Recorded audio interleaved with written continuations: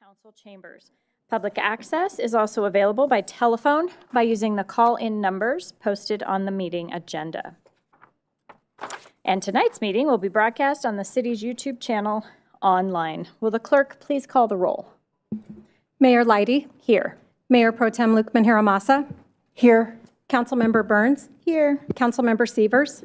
Here. Councilmember Kondo. Councilmember Roper. Here.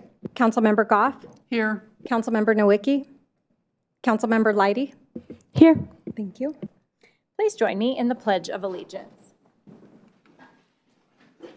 I pledge allegiance to the flag of the United States of America and to the republic for which it stands, one nation, under God, indivisible, with liberty and justice for all.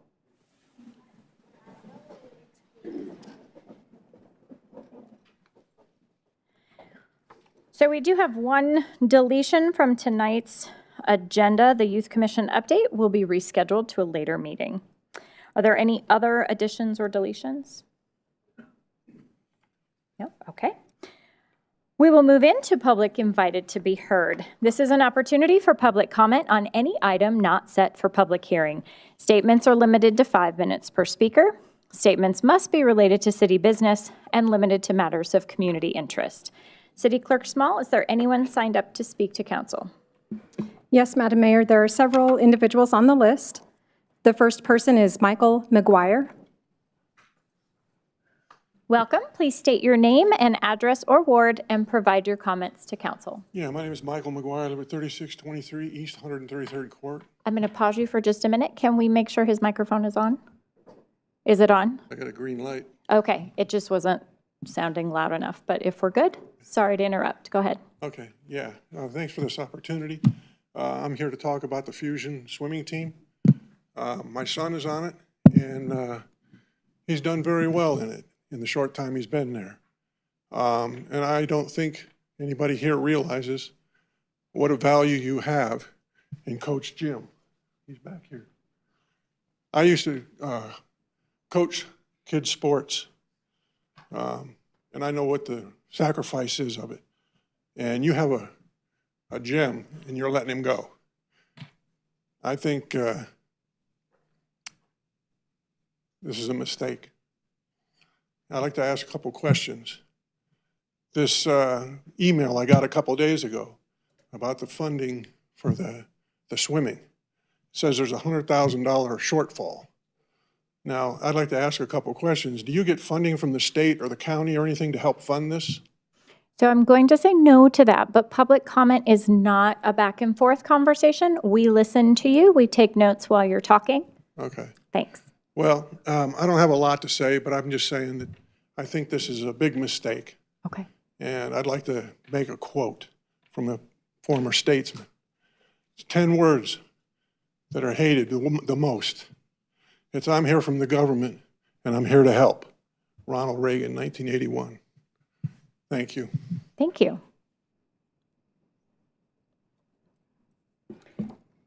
The next person on the list is Alec McGuire. Welcome. Please state your name and address or ward and provide your comments to council. Hello, I'm Alec McGuire, 3623 East 133rd Court. And just about a year ago, I walked into tryouts for the first time with enough confidence to sink a boat. But immediately that was all evaporated when I first walked into the water and saw all of my future teammates coming and passing me in the water. But my coach, Coach Jim, had more confidence in me than I had in myself. And he said that soon I'll be able to swim as fast as all the other teammates. And the first few months were kind of rough. I was pretty weak and wasn't able to swim as fast as the others, wasn't able to catch up. But with all the help and support of my teammates and with my two coaches, Coach Jim and Coach Bailey, I was able to pretty much catch up with all the others and be as fast as them. And also, Coach Jim, took him 2 years, and he saved the swim team from what was barely nothing left of it to almost 50 people currently on the team. And together, these kids and athletes have created a strong team and a bond. And we don't think of it just as a team, but also as a second home. If you shut down the team, you aren't just canceling a sport, but you're also taking away the family that we've built together. Also, I've asked many of my teammates on if the team does shut down, what they plan to do, and many of them say that they're probably not going to continue swimming due to other teams not being as welcome to newcomers as Fusion has been to us. So I'm asking you to please not close your doors on us and keep the Northglenn Fusion alive so other kids can have the same opportunities as I did, and so did the other team members. Thank you. Thank you. The next person on the list is Ken Thane, or Thine? I don't.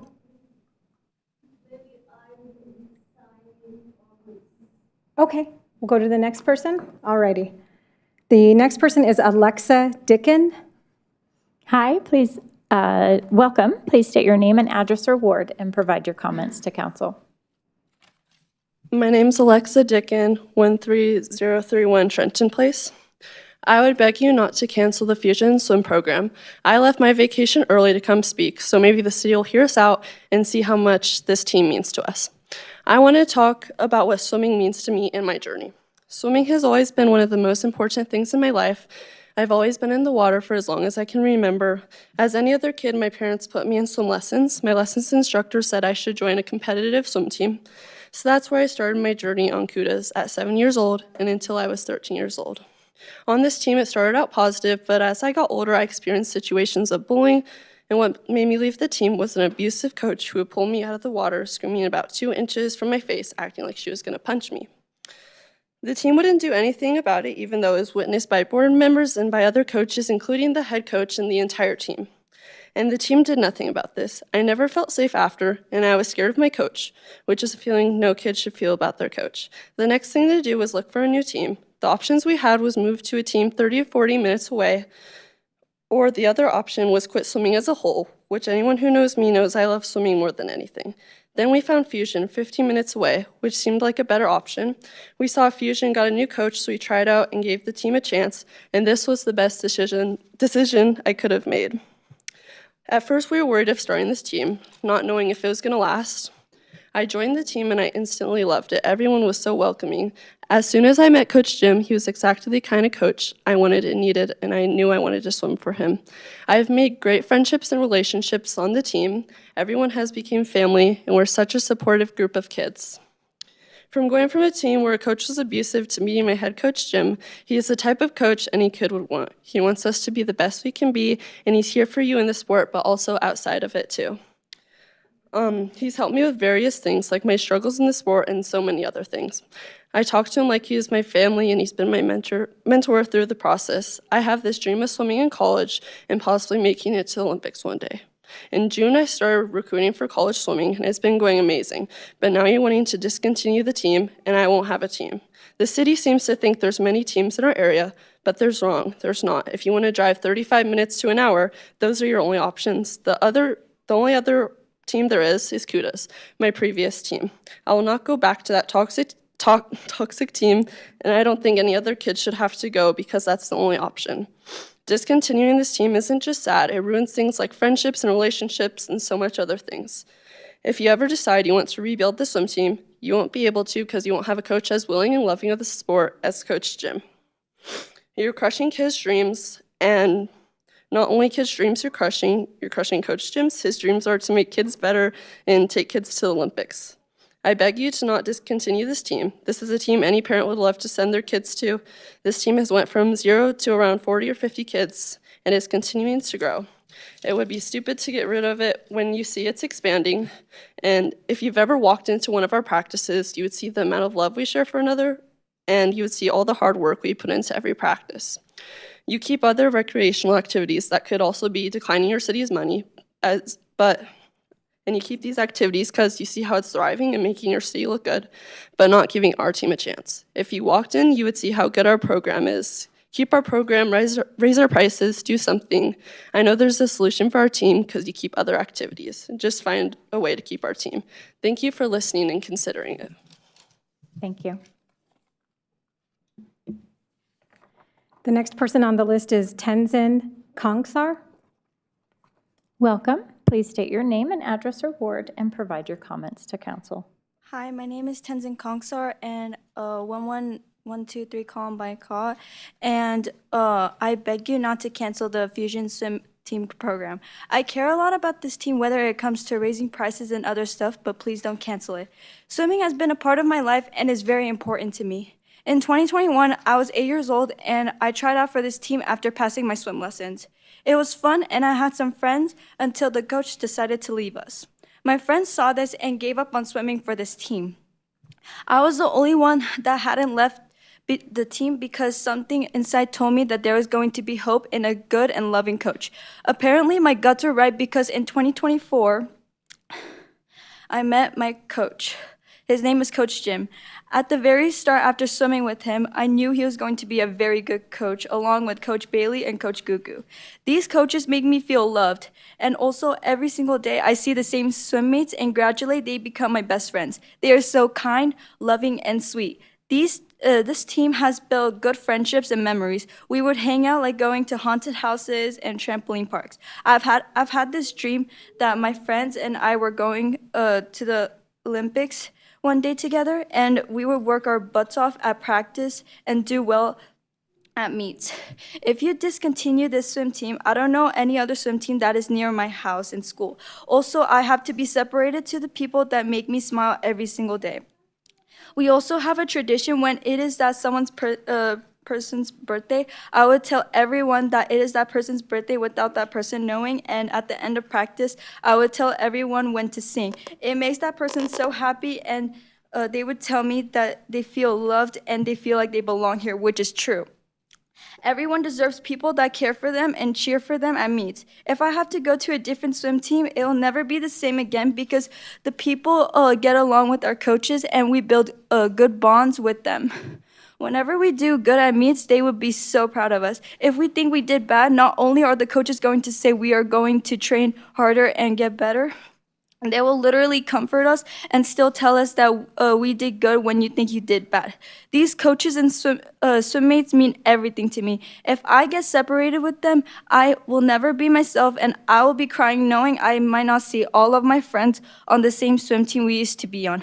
I beg you to raise the prices, but not to ruin friendships and good bonds with our coaches. Thank you for considering this. Thank you. The next person on the list is Delilah Viano. Hi. Hi, I'm Delilah Viano, 5863 East 123rd Drive, and I'm here to ask you to please keep our swim team. I've been swimming with Northglenn since I was 4 years old back at the old rec center before it got torn down, and all I ever wanted to do was join the swim team. And once I passed my swimming lessons, I was finally able to, so I joined in the summer of 2019. But in 2019, COVID happened, so the swim team was forced to close. But then it came back because that's what we do. We're fighters. We come back. We faced the sickness and the economic hardships that COVID brought. And then there was a time where we had no set coach, and I was forced to quit because I was not getting any training there or anything. But then we got new coaches, and Coach Jim and Coach Bailey and Coach Gugu. And Coach Jim just pushes you to do the best you can, and he always makes sure that he shows up for everything. Even if I don't want to show up, he's always there. And now there's another dip in the road, and the response is to cancel it. After everything this team's been through, I think there should be another option than to just cancel it. We can keep going, but a lot of people, me included, don't have really another option. Kudos is not an option for us, and I would be forced to quit, and I really don't want to. And I have made real strong friendships here on this team. Everyone is so nice and so kind, and it's really a good safe space. Especially if you have hard days, you can always come to swim knowing that you have friends here. And I hang out with them sometimes outside. Like one of my favorite swim memories is going to a haunted house with my swim friends, and that was really fun. So please don't take that away. Please don't take away our swim team. Thank you. Thank you. The next person on the list is Delilah Foster. Okay. Alrighty, the next person is Heather Buckley. Hi, welcome. Please state your name and address or ward and provide your comments to council. Hi, my name is Heather Buckley, and my address is 443 West 128th Place. So I have two kiddos on Northglenn Fusion, and one is 10 and one is 7. And mostly I want to talk about my 10-year-old because my 7-year-old is on the team, but she tolerates swim. So mostly it's my 10-year-old that I'm mostly here for. So my 10-year-old, she just competed at the age group state competition, and she did very well. I'm very proud of her. She's very proud of herself. She is thrilled about how she did, and so she's very happy. And but yeah, I just want to talk about our journey with Fusion, and even before Fusion. So how we got to Fusion. She tried team sports, like from when she was little. She tried soccer, she tried baseball, she tried basketball, she tried all of those team sports, and team sports were just not for her. She has struggled with some social things, and there's things that she struggled with, and we got to a point where we just weren't sure where to go next. And we just happened to be at Northglenn at a birthday party, and there were signs up for a open house for this new head coach that was just hired, and the open house was next day. And Caitlin and I looked at each other and we were like, hey, let's go to this. And when we went and listened to Coach Jim, we were like, yeah, this is it. And we tried out, and she had just, she was going to Northglenn for swim lessons, and so I knew that her skills were like right around where, tryouts should be, and so she tried out, and she made the team, and here we are 2 years later. Just 2 years, she went from swim lessons to age group state competition. And so that's, the type of coaching that she has been given. That's, Coach Jim and Coach Bailey and Coach Gugu. That's the quality that has been hired at Fusion. That is the kind of quality coaching that I would love my both kiddos, mostly my 10-year-old at this point, hopefully my 7-year-old as well, but she just tolerates swim right now, but that they can continue with. That's mostly what I wanted to talk about. I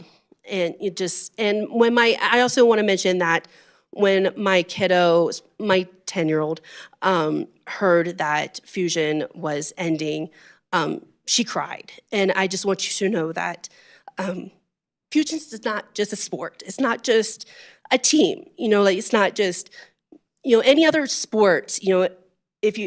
Some sports and some teams, if they heard that their team was quitting or ending or whatever, like, okay, they can just go somewhere else or find another team or whatever. But it's not the same with Fusion. These kids cried. And it's different. And it's not just, pack it up and find something else. It's different. And my kid cried. And so she's struggling with it. I'm struggling with it, obviously. I also am struggling with some of the emails that I'm getting from the city with reasonings behind the cuts.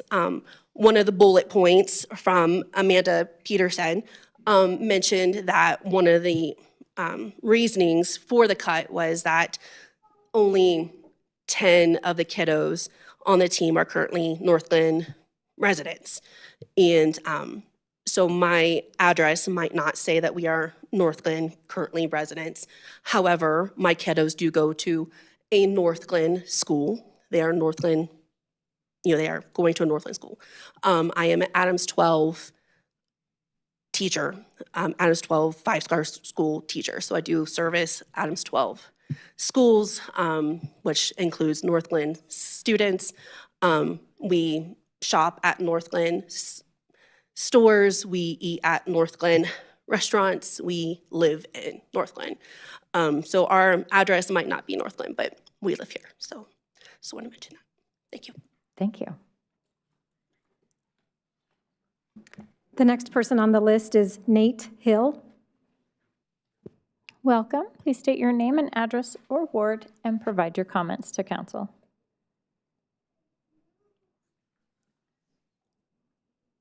Hello.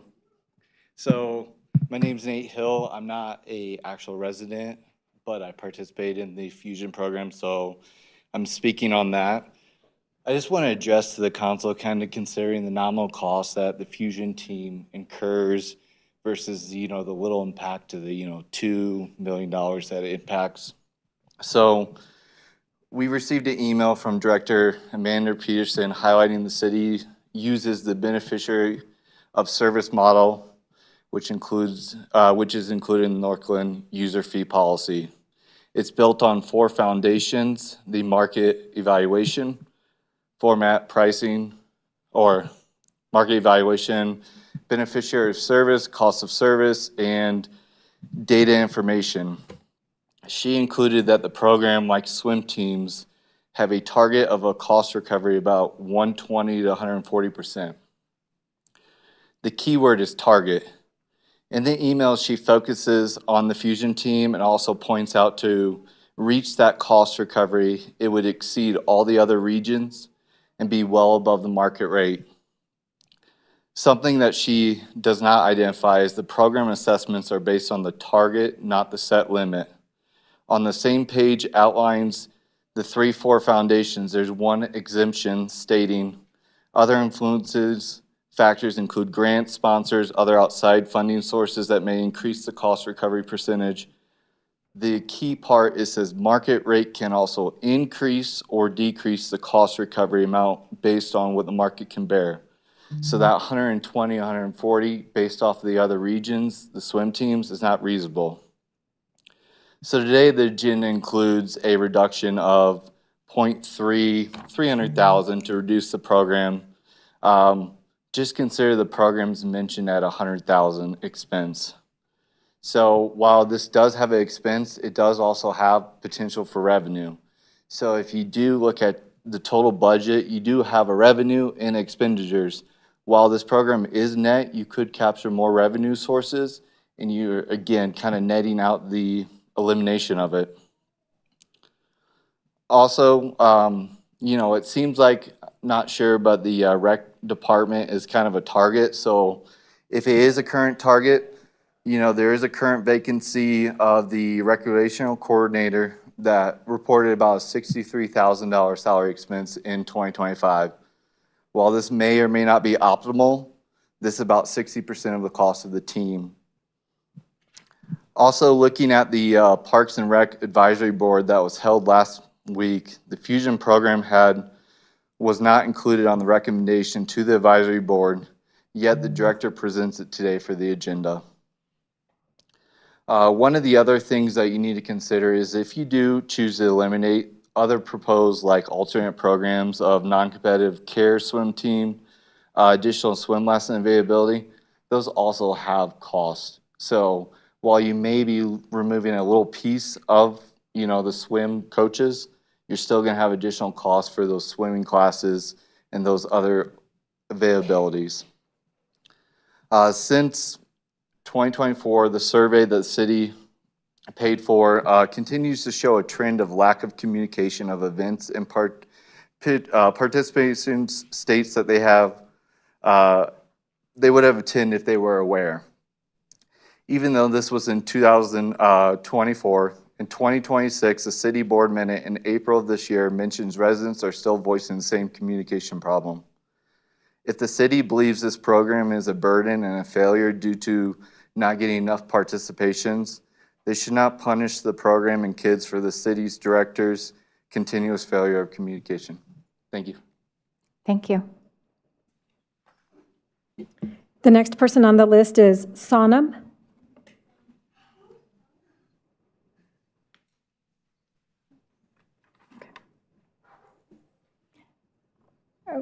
We'll go to the next person, and that is Lauren Weaver. Welcome. Please state your name and address or ward and provide your comments to council.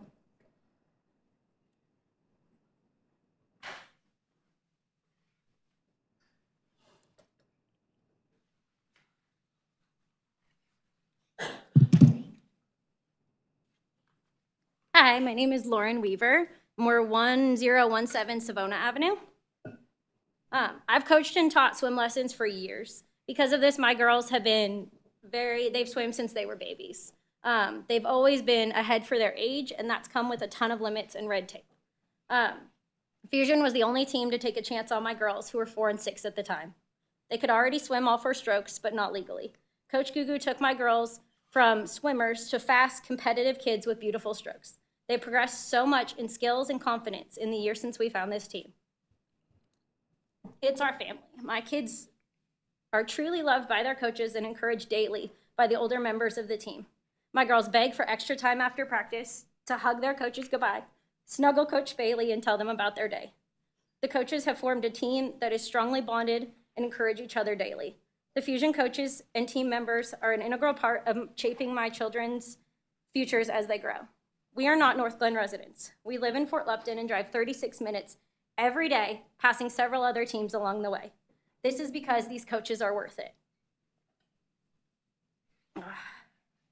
We are not members of this community, but we are actively involved.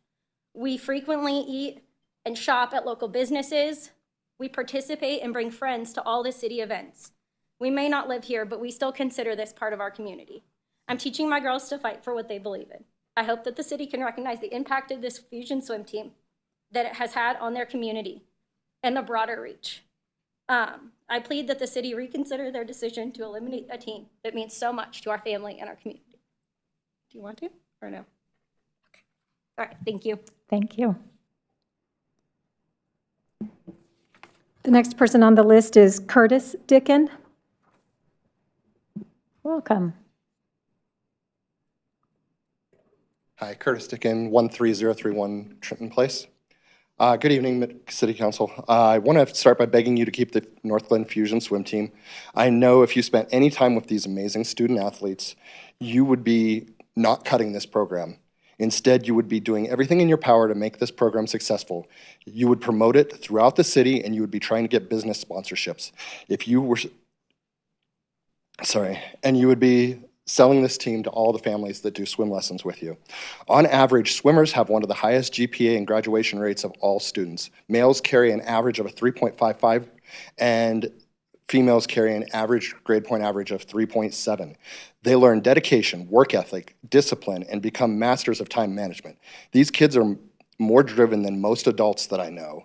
Many days they wake up, swim, go to school, swim, eat dinner, study, and sleep. They should be role models of how amazing young people are when they are given the correct tools. These aren't kids that are out partying. They aren't selling drugs. They aren't spray painting underpasses. They aren't running from the cops. They aren't drinking and driving. Significant considering Adams County accounts for almost 23% of youth crimes in Colorado, while only accounting for 9% of the population. That's the highest in the state. Northglenn last year alone had 167 juvenile arrests. I know the budget issues are real, but I'm guessing this decision to cut the team came from looking only at what's contributed by the swim team funds, or by the fees.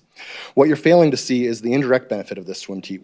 We travel to swim meets, we talk to people all over the state, and about how great Northglenn is. We are positive ambassadors for your city. In addition, we now pay memberships to the Northglenn Rec. Our family often has dinner and shops in Northglenn.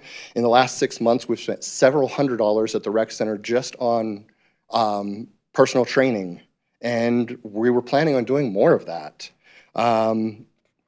Families go run errands in your city when their kids are at practice, and families go out to dinner while you're at practice. So we spend thousands of dollars in your community contributing to your tax base and to the jobs in your community. Our fees should be raised. I get that, and I've mentioned that to our coaches on multiple occasions, but I do caution on raising them so high that the entire team base leaves, because we do add to this community. I know there are discussions on how much money this will be saving the city, but having been in finance for 25 years of my life, it never works out to the amount that you're told. I mean, it just doesn't. You got to consider the fixed fees that are in the pool itself. You're still going to have to heat the water. You're still going to have to heat the building. You're still going to be paying lifeguards. You're still going to be paying for chemicals. You're going to be doing all of this stuff, and the space is going to be empty because in the evening when the swim team's not there, nobody's there.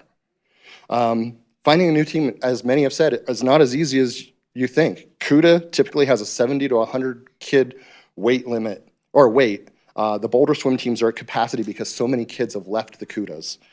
Brighton is fairly far from most of the teams, and it's small and in a very old facility that's not very nice. The program you have here is great, and cutting it, you're going to cut a lot of kids' dreams. When we came here in two years ago, when this team restarted, meeting Coach Jim and having my daughter go through an abusive situation, we just knew we were in the right spot. We were nervous about coming here because of the track record of the team having ended previously, but we were promised by members of the city staff that this team would be here until my daughter went off to college. So I hope the city keeps their promises. You're not just cutting bad kids' dreams. These are good kids that should be role models throughout your community. I mean, they're all great kids, and if you spent any time with them, you would see this. I challenge any of you to show up to one of their practices and do what they do. And frankly, if this team is cut, I will not spend dollars in your city anymore. We're not a resident, but I will have no reason to come to your city, and my daughter has more followers than the city of Northglenn, and frankly, I'm going to encourage her to reach out to all the swim families and tell them when they come up to meets at VMAC, don't spend dollars here because you're not living up to your promises. We were promised that this team would exist. Let's find a way to make it happen. I know we can raise fees. If you broadcast it to the businesses in this town, there's got to be a way to find some fundraising. There's got to be a way to do some sponsorships with this team. Like, these are the kind of kids we should be promoting, not cutting. So I hope you guys do the right thing. To the coaches, I know I'm out of time. Thank you for everything. You guys have been amazing. To the kids, be proud of everything you've built here. This is amazing. Thank you. The next person on the list is Stacy Dicken. Welcome.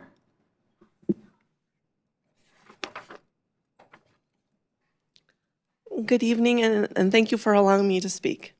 I am a swim mom, but tonight I'm also speaking as a parent who has watched her child find a place where she can feel safe, accepted, and valued. My daughter Alexa joined Northglenn Fusion 2 years ago after being a part of a previous program where she experienced verbal and emotional mistreatment as well as bullying from teammates. Swimming is a sport that requires enormous dedication, and that experience almost took away something she loved. But Fusion gave that back to her. At Fusion, she found coaches who coach without favoritism. She found teammates who support one another. She found parents and families who do not judge or make others feel uncomfortable. Most importantly, she found a team where she could work hard to grow and feel like she belonged. That is why it's so devastating. We joined Fusion with the understanding that as long as there was a head coach, the team would continue through our child's high school years. Alexa's now a junior and hopes to swim in college. College recruiting has already begun. This is not a convenient time for these athletes to suddenly be told they must start over.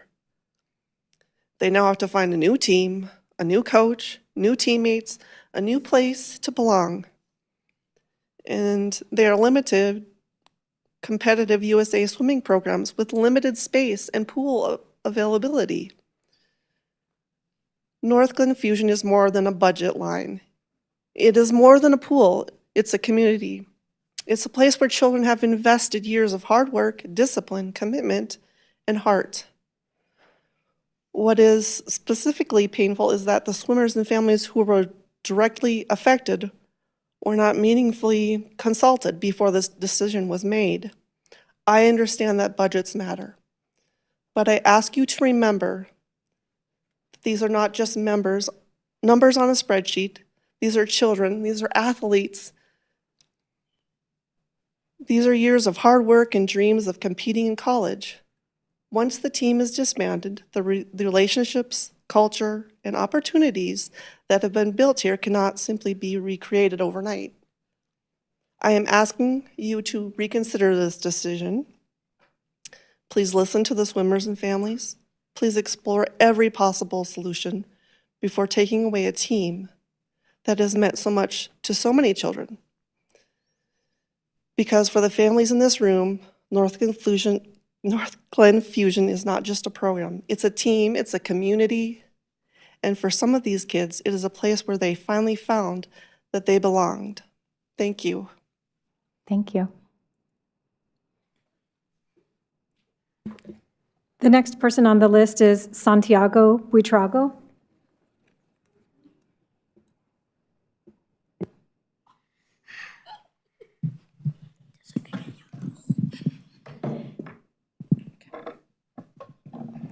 Hello, my name is Santiago, and I am a Northglenn resident. This swim team helped me discover how much I love swimming. I loved it so much that I decided to quit soccer and focus completely on swimming. My coaches have always been patient, supportive, positive, and flexible with me and all of my teammates. They have helped us work through challenges together as a team. When I first joined the swim club, I didn't know how to swim butterfly, and my breaststroke was really bad. My coaches taught me how, and they encouraged me to keep trying even when it was hard. Because of their help, I got faster, stronger, and more confident. Swimming is my favorite sport, and this team has given me so much more than just faster times. It has helped me make friends, learn teamwork, and believe in myself. I hope you will continue to fund this swim team so that kids like me and many others can have the same opportunity to learn, grow, and fall in love with swimming. This team has meant a lot, and if you cancel it, it will be very difficult to keep going. I might have to quit, and many others. It will be hard to find a new swim team that is close to my school and my house. Thank you for listening. Thank you.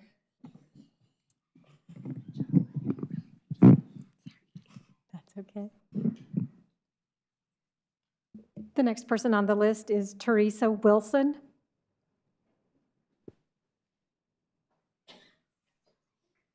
Good evening.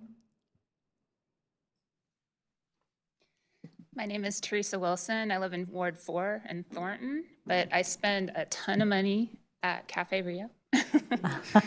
There multiple times a week. Good evening, Mayor, Mayor Pro Tem, and City Councilors. As a public finance professional with over 27 years of local government experience, currently serving as the finance director for another Denver suburb, I completely understand the challenges of making difficult service level decisions to solve budget shortfalls. Been there, done that doesn't even describe my career. Staff's decision to defund the Northglenn Fusion Swim Club was made in a very uncaring and non-transparent manner. Uncaring because the decision was communicated at the very end of the current season with no time to transition the club to a new operating model. Non-transparent because the decision was made in a non-collaborative fashion without any involvement from coaches and parents. Parents had no idea Northglenn was experiencing a budget shortfall and that this decision was even being contemplated until last Wednesday. There are options worth exploring that would reduce and hopefully even eliminate the general fund subsidy of the Northglenn Fusion Swim Club. They include increasing monthly swim club fees. This is something that could be implemented immediately. Implementing cost-cutting measures such as adjusting coaches' schedules to avoid overtime expenditures and reconsidering how travel-related costs are handled. These are also things that could be implemented quickly. Applying for grants and seeking donations. After some minor searching over the weekend, I've already identified 6 funding opportunities specific to sports and swim teams, and that's just a start. Acquiring grant and donation funding would take some time, and I'm willing to help in this area as much as the city would allow, pro bono. Grant funding comes with reporting requirements, but we're not talking federal funding, so the administration burden would be light. and donations can be made in a tax-exempt fashion under IRS Code 170C1 with the right argument for swim team as a governmental function within a city-run recreation department to meet the public purpose analysis required for tax-exempt donations. I'm happy to help in this area as well. These are great ideas that would result in minimizing and hopefully eliminating the general fund subsidy. Beyond these options, if the city's desire is to devolve the Northglenn Fusion Swim Club into an independent swim club model, this is not something that can happen within the timing notice provided by city staff. We would need time to work together to determine the feasibility and logistics this would require, then implement the new model. If the current decision stands, it is akin to a death sentence for the club. Please commute this death sentence and direct the city manager to work collaboratively with coaches and parents to implement these options, reduce the subsidy, and save the Northglenn Fusion Swim Club. And I would just like to add a quick anecdote. My 13-year-old daughter has only swam with Fusion for 1 year. She can already swim the 50 free faster than her 18-year-old sister. That's the impact of Fusion. Thank you for your time and consideration this evening. Thank you. The next person on the list is Sheena Martin. Good evening, everyone. I'm Sheena Martin, 1692 East 131st Circle. Our daughter started on Fusion 16 months ago. She was just swimming because she was born a fish. And when a lifeguard pointed out that she had natural talent, we were introduced to Fusion. It soon became a place for her to grow, to belong, and to have others pour into her growth as a person and an athlete. Because of this, a 9-year-old's mental health has been changed for the better. Because of this, a 9-year-old girl has a passion and an outlet and a place where she can identify that she can have a team and a healthy life now and into the future. Through this program, she qualified for 2 state events in February. She had been swimming for 6 months at that point. This past weekend, she represented Northglenn swimming 5 events at state. And this was also just an incredible outlet for her because she really, truly had hopes of continuing in this program. The news of this program closing is devastating to this audience and to more who couldn't be here tonight. Our daughter is just one example of so many kids who need the benefits of a smaller club. Parents who need the benefits of something local, so we're not commuting, not pouring our money into other cities, not trying to balance multiple kids and multiple activities. And in a place where kids get lost, being part of a number, not part of a team. We came to Northglenn on purpose for targeted offerings. We're part of summer camps. We joined with a rec center pass. Our other children are in sports. So aside from swim, the loss of this will have significant impacts, not just on us, but the connection that we have to the city. And we share the concerns with the transparency and the lack of that as it's related to this decision being made. Please reconsider options to sustain this team. Please keep something that's this positive. Please allow this opportunity for all of us to be ambassadors for Northglenn, for our children. Please reconsider the impact that this team makes as it grows for the health and wellness overall in the communities that this program serves. Thank you. The last person on the list is Bailey Martin. Hi, my name is Bailey Martin from East 131st Circle. Fusion has been a really good swim team for me because I need a place where I can just be interactive and make friends that can actually care about me. When I first started swim lessons, I was really scared, but then I got the hang of it and I started swim lessons in the lap pool, and then Fusion, a lifeguard came up and actually said to my parents, "Your daughter's really faster than the other kids. Have you considered Fusion?" And my parents looked into that and they're like, "Oh yeah, we should put her in that." So I tried Fusion, I tried out with Coach Jim, and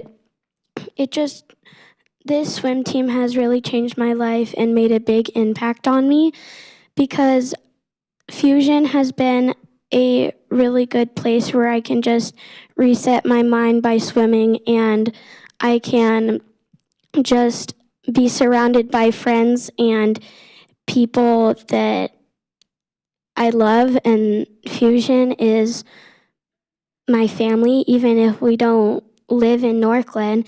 And it just has been really good for me because I need more of interactive and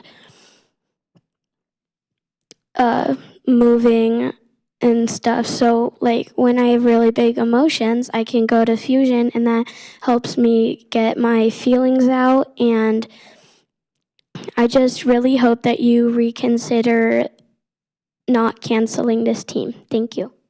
Thank you. Is there anyone in the audience that didn't have a chance to sign up that would like to speak to council at this time? Please come forward. Please state your name and address or ward and provide your comments to council. My name's Chris Porter.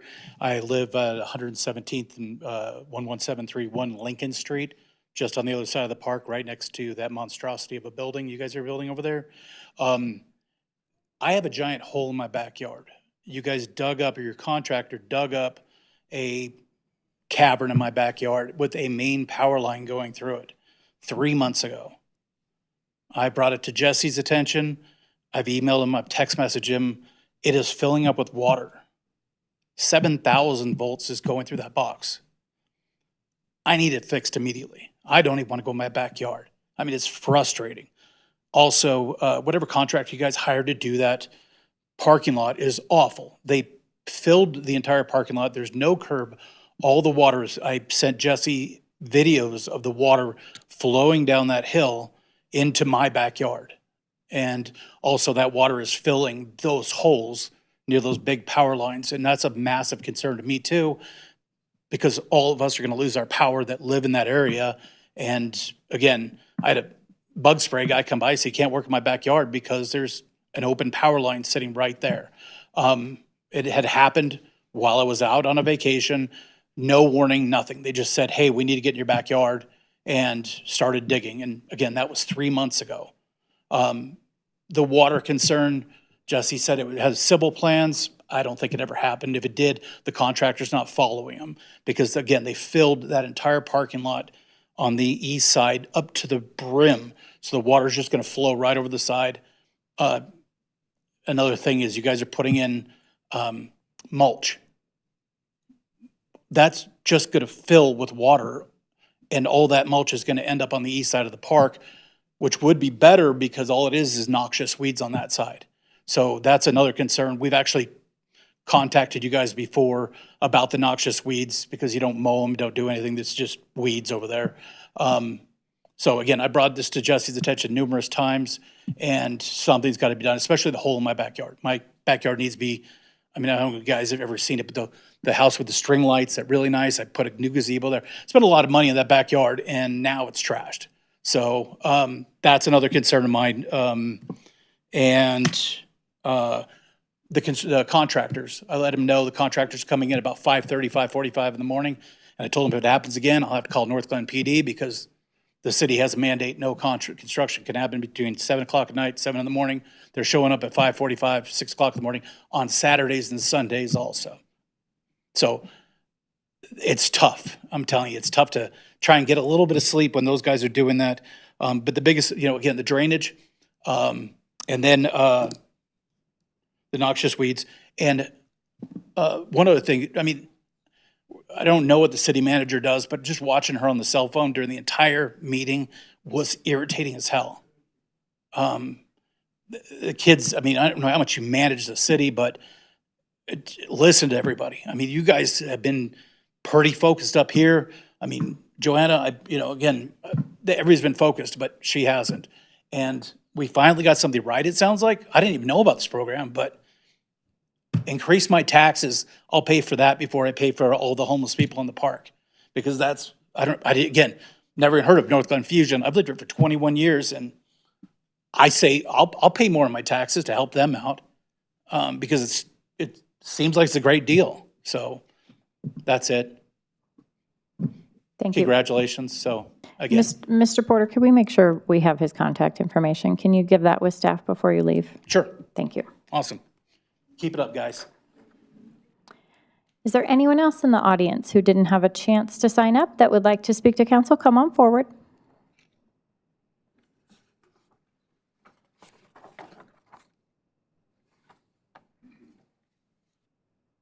Hi, my name is Xander Ray. I live at 1777 East 99th Avenue. I've been swimming with Fusion for about 3-ish years now, and I've just been devastated by the sound that everything's been closing down. I've made more than teammates, more than friends. I've made family here. I treat some people here like my brothers, my sisters, some guardians, and I recently competed in a swim meet. I competed in the silver swim. I wouldn't have been able to get there if it weren't for like Coach Jim, Coach Bailey pushing me, keeping me to get better, pushing me, telling me to do better. And without them, I wouldn't be where I am now. And hearing about other teams like the Cudas and hearing what they do, I don't know if I have any other options if this team gets shut down. And I was thinking, I'm sure we could get sponsors. I'm sure there's a lot of people I would like to help. We could help do fundraising. We could do stuff like that. But just this team means a lot to a lot of people. I think it would be very devastating for a lot of people if it just gets shut down out of the blue. Thank you. Thank you. Is there anyone else that would like to speak to council tonight?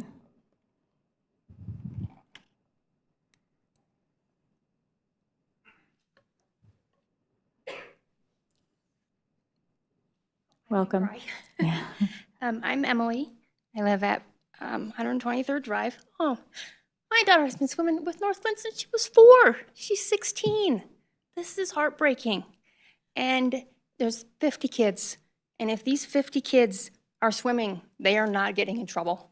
They are high school kids who they can't get in trouble. They're too busy with swim. It is their life.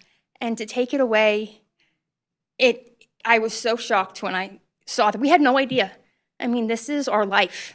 We don't live in Northglenn. We are here at Northglenn more than we are in our city. We are here every day. And this is our life. And so I am asking you guys, please, give us a chance. We will have sponsors. We will fundraise. We just need a chance to keep the team. Thank you. Is there anyone else that would like to speak to council tonight?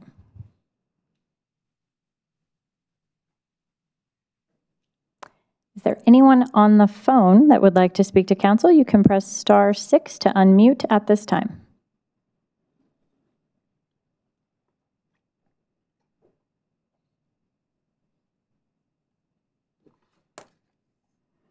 Okay. I'm hearing none. I am going to go off protocol just a little bit. Can the coaching staff please stand up? Are you here with us? So can you introduce yourselves to council, please? Please come forward. Actually, I'd love to meet you. We've heard a lot about Coach Jim.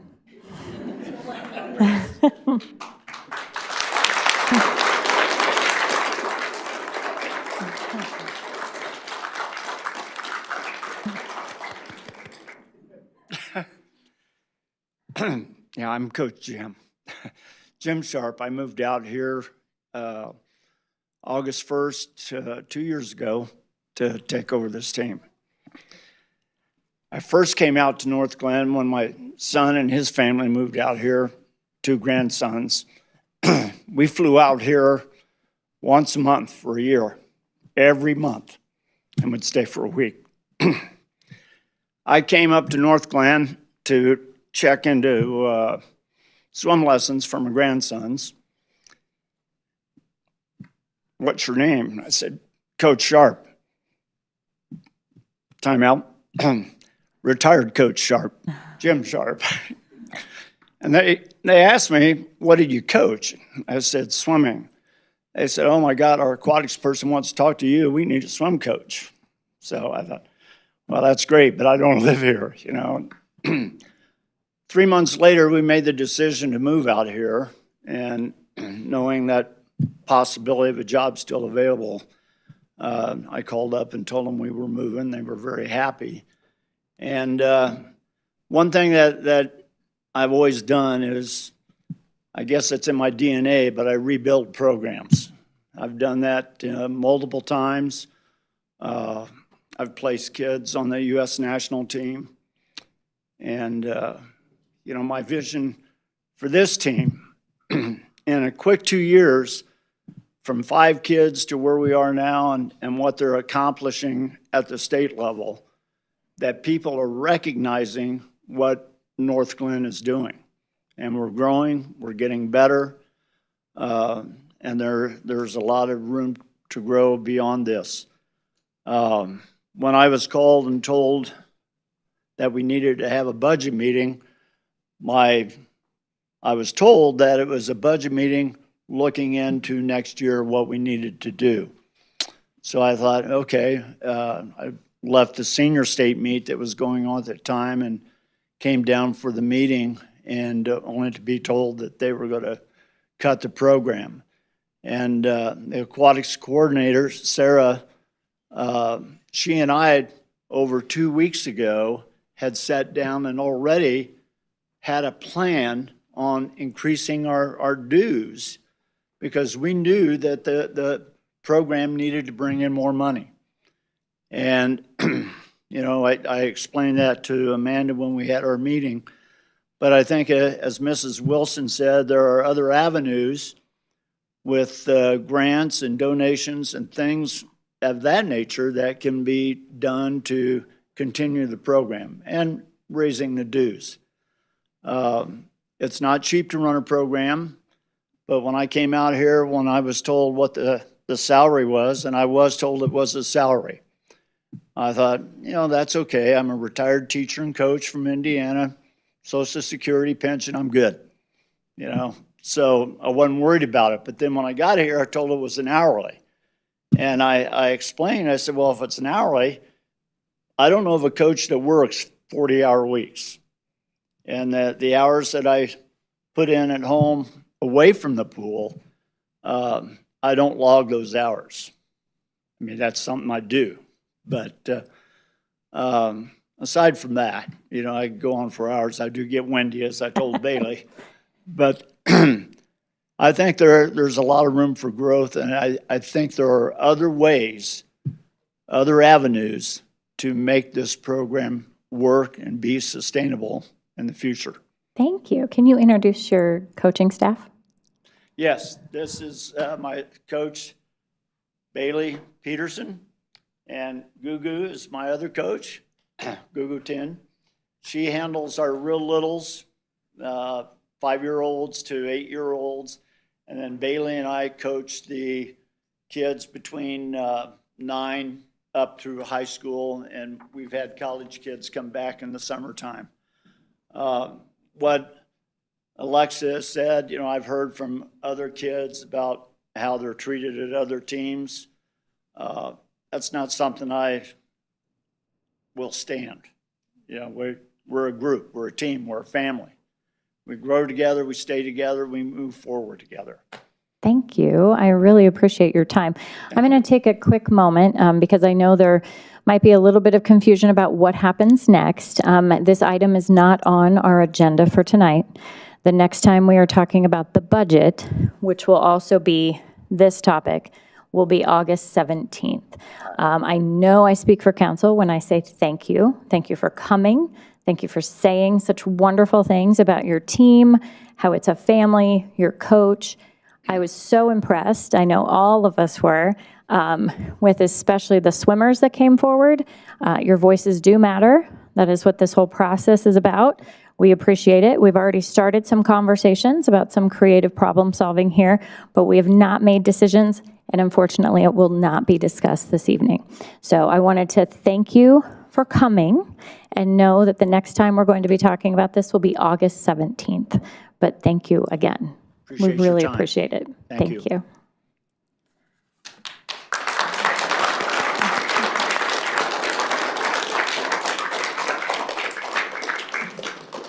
And we do have other guests in the audience, so council's going to move to presentations. We're going to honor the July 2026 WaterWise Award. So if council will join me down front. I can find my glasses.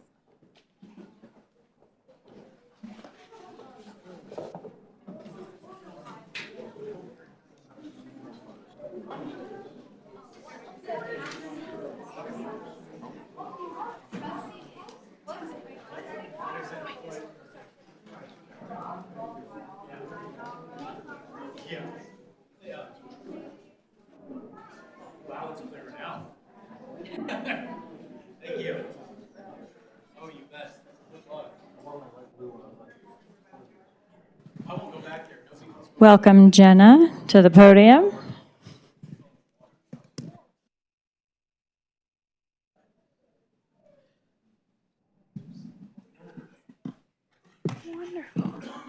Hello, everybody. Hello, Mayor Lighty, council members, and everyone else who's sticking around this evening. My name is Jenna Gregg, and I am the Community Outreach Coordinator for this city. Thank you, Mayor and Council, for this opportunity to present the awards for the Northglenn Neighborhood Beautification Program this evening. For those who aren't aware, this program was established in 1998 to recognize residents who have done an outstanding job of making their homes and yards beautiful. The city is divided into 8 separate areas, and nominations are received from residents and neighbors throughout our community. Our volunteer judges then make their way throughout each street to determine that month's winners. The winners are chosen in June, July, and August and receive a large lawn sign to display for a month. And then council recognizes the winners here at the summer meetings. Each winner receives a framed certificate and then a keepsake yard sign. We have to take that big one away, unfortunately. This year, in alignment with the city and state's drought concerns, Northglenn residents can receive an award only in one category, and that is our WaterWise Yards of the Month. This is awarded in accordance with our citywide water conservation efforts. These yards use less turf, more water-tolerant plants, flowers, trees, and shrubs. The WaterWise yards also tend to include additional use of rock, mulch, and other landscaping materials. So, without further ado, it is my pleasure to present the 7 July winners of our Northglenn Neighborhood Beautification Program. If you are one of the, I believe we've got 4 winners left with us this evening, please come up to the front after I call your name, and we will present you with your certificate and yard sign. And then you will take a picture. Do we have someone for photos tonight? Okay, awesome. A picture with Mayor and Council as well. So. Our first WaterWise Yard of the Month goes to Tanner Lutz at 11271 High Street. Tanner, come on up.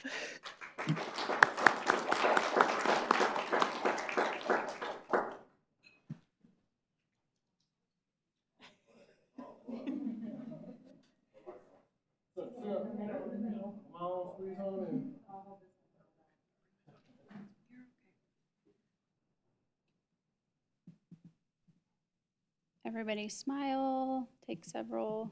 Great, thank you.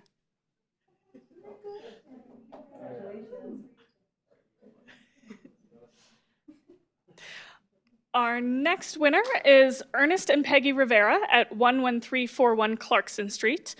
They were not able to join us this evening, but let's celebrate their accomplishments.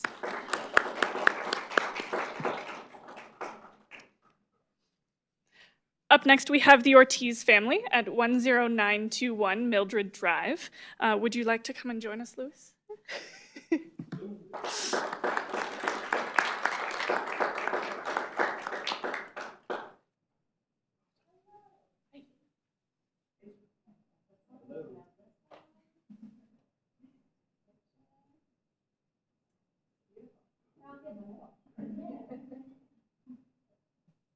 Perfect. Everybody look at me and smile.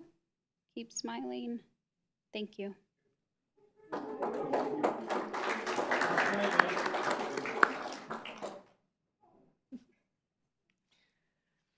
Up next, we have James and Nancy Falk at 10983 Northglenn Drive. And I'll say they're in my neighborhood, and I walk past their house a lot. I love it. So, James, come on up. Congratulations.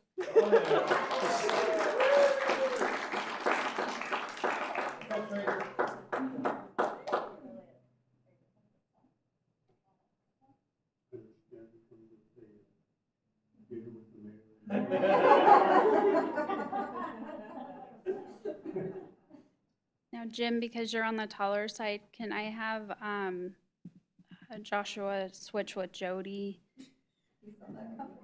Yeah. Okay, perfect.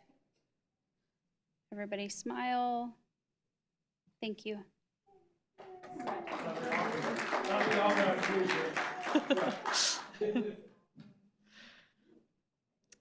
Up next, we have Kevin and Kathy Flynn at 10949 Rosanna Drive. And unfortunately, Kathy had to leave us. It was running a little late for her. But let's congratulate them. They've got some nice AstroTurf.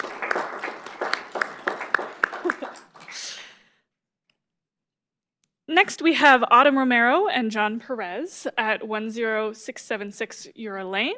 They were not able to join us this evening either, but let's celebrate their efforts.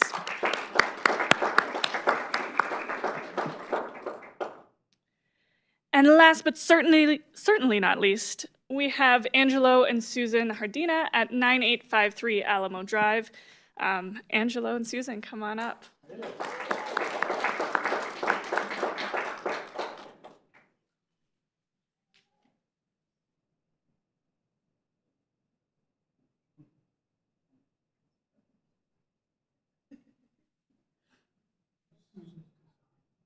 Looks good. Let's just work this out.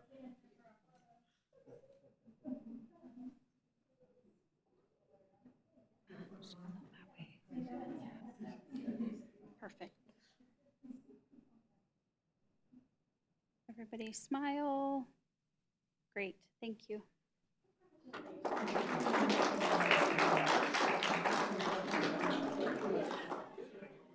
And finally, we'd like to ask all of our winners to come up for one group photo. So Angelo and Susan, if you want to stick around. Oh, we lost, that's okay.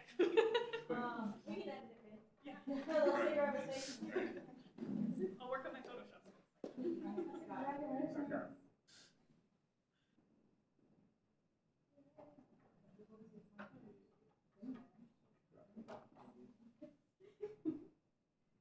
Hey, everybody look at me and smile. Keep smiling. Thank you. Thank you, everyone.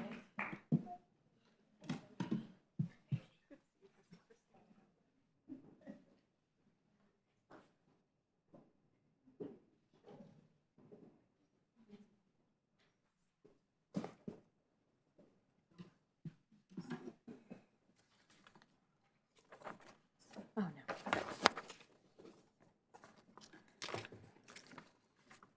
Okay, moving into council communications. We will start with Councilmember Burns. Thank you, Madam Mayor.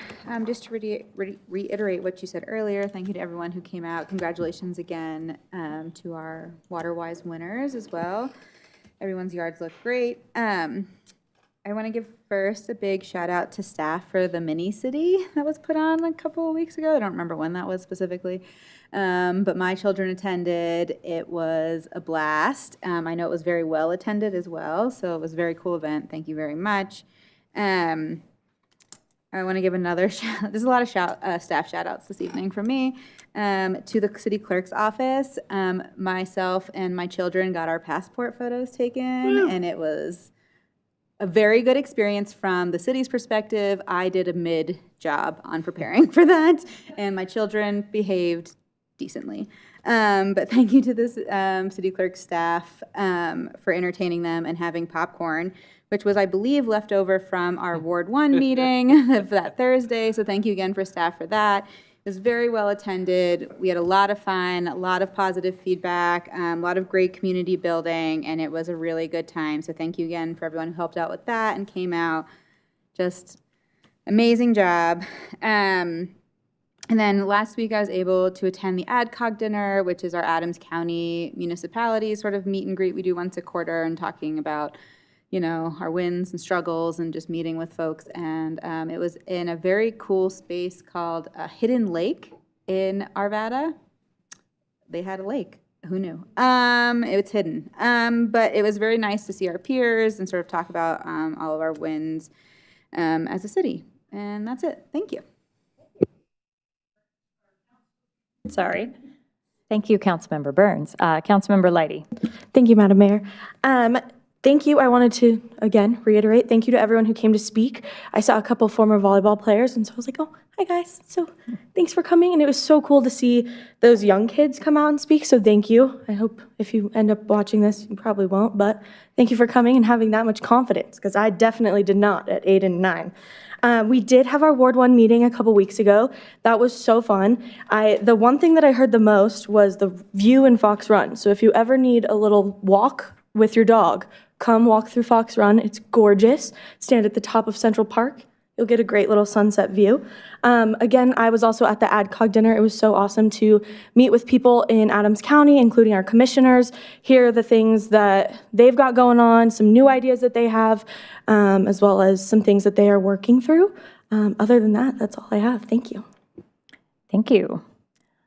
I'm trying to do the math here. Oh, Councilmember Severs. Thank you, Madam Mayor. Excuse me, I almost did something there. I will just keep this brief. I also attended the AdCog dinner, and it was good. This Thursday, we have a Ward 2 meeting, neighborhood night. So I would wish as many people as possible can come out. It should be good. I know Nowicki is going to be very upset with the movie, but it's going to be Hopper, and we're going to have a good time regardless of if he's missing his Mario friend. And then lastly, the 250-150 event this Saturday, 10 a.m. to 1 p.m. It's going to be a really great time. Time capsule from 1976 contents are going to be laid out. The contents that are going in for 2026 are going to be explained. There's going to be a high school band playing. There's going to be a food truck. There's going to be a bunch of cool stuff. And they're going to unveil ideal plans for renovation of the park in the next 5 years. So it's going to be a really fun event. It's free, of course, and I believe there maybe other vendors might show up and give out some free stuff. So a great opportunity to celebrate state of Colorado, America, and just the city in general. Thank you. Thank you. Councilmember Kondo, are you on? I am, Madam Mayor. Can you hear me? Yes. Okay, very good. First of all, I want to thank the city staff and everyone involved with our neighborhood nights, which we had held last Thursday. And unfortunately, I think I might have jinxed it when I introduced the band and I made a joke about the weather in Colorado. And of course, it came down cats and dogs. So if anybody in the public is really upset because we didn't have the movie, please blame it on me. I do want to thank the speakers that appeared earlier talking about the Fusion Swim Club. As many of you in council know, and also in the public, I am a swimmer. And so I have that opportunity to see firsthand some of the things that the speakers had talked about. And it really does, I think, kind of hit me at the core. And I know that the conversation is ongoing. But again, it just, I get it. I understand that we have great programs that are really integral for developing people with strong sportsmanship and ethics and things of that nature. So I certainly hope that we will continue to work on this. I'm not going to set any expectations, obviously. But again, I just wanted to share my empathy and acknowledge the issues that were brought forth earlier today. Other than that, I was asked to keep my comments short, so I'm going to turn the floor back over, Madam Mayor. Thank you. Councilmember Goff. Thank you, Mayor. Yeah, we have a lot on the agenda tonight, so I will also keep it short. People have mentioned things I was going to mention. I did want to thank all the residents that came out to speak to us tonight. This is a great opportunity for us to be able to hear what our residents are thinking about and their concerns. So we appreciate the effort that people made. And also to thank everybody who came to the Ward 3 Neighborhood Night event that we had this past week. Both Councilmember Kondo and I were able to talk to residents. And I also heard some very positive comments about Northglenn from people who don't live in Northglenn who come to our events because we do such wonderful things and we are such great people. So I want to thank the staff for all the hard work they do to make these things a success, and I'll just leave it at that. Thank you. Thank you. Councilmember Roper? Thank you, Madam Mayor. There's not a lot from me tonight, but I do want to thank our speakers for coming out tonight. Especially, I appreciate the way that adults were role models for our students and letting them know that their voices matter. I also was a swimmer growing up, and so I know the importance of that. And as an educator, I know how important it is for us to keep our children and young people moving. So I hope this is something we can continue to talk about. That is all. Thank you. Mayor Pro Tem? Thank you, Madam Mayor. I know everybody said it, but I also want to thank all the speakers. I mean, I was very touched. I was very impressed by those young folks that came up and spoke so eloquently from the bottom of their hearts. Again, it was all said, but they're obviously doing something right to build such great young kids from this program. So I'm pretty grateful to have that opportunity to hear them. And my granddaughter is also in pre-team, so I get it. I see it. Other than that, I'm going to keep my communication short because I know we have a lot on the agenda.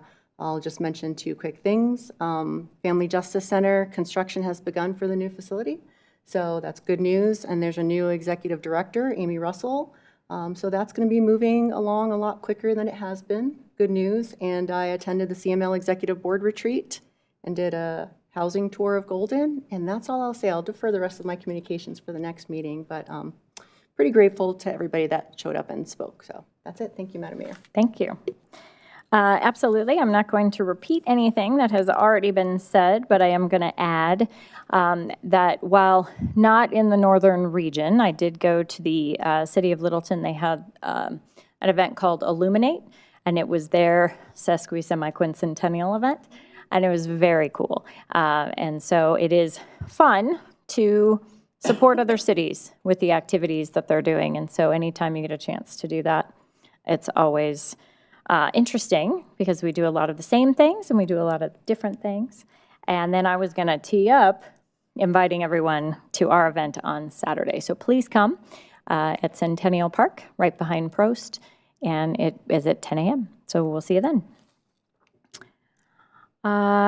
Let's see, City Clerk Small. Thank you, Madam Mayor. I do not have any updates tonight.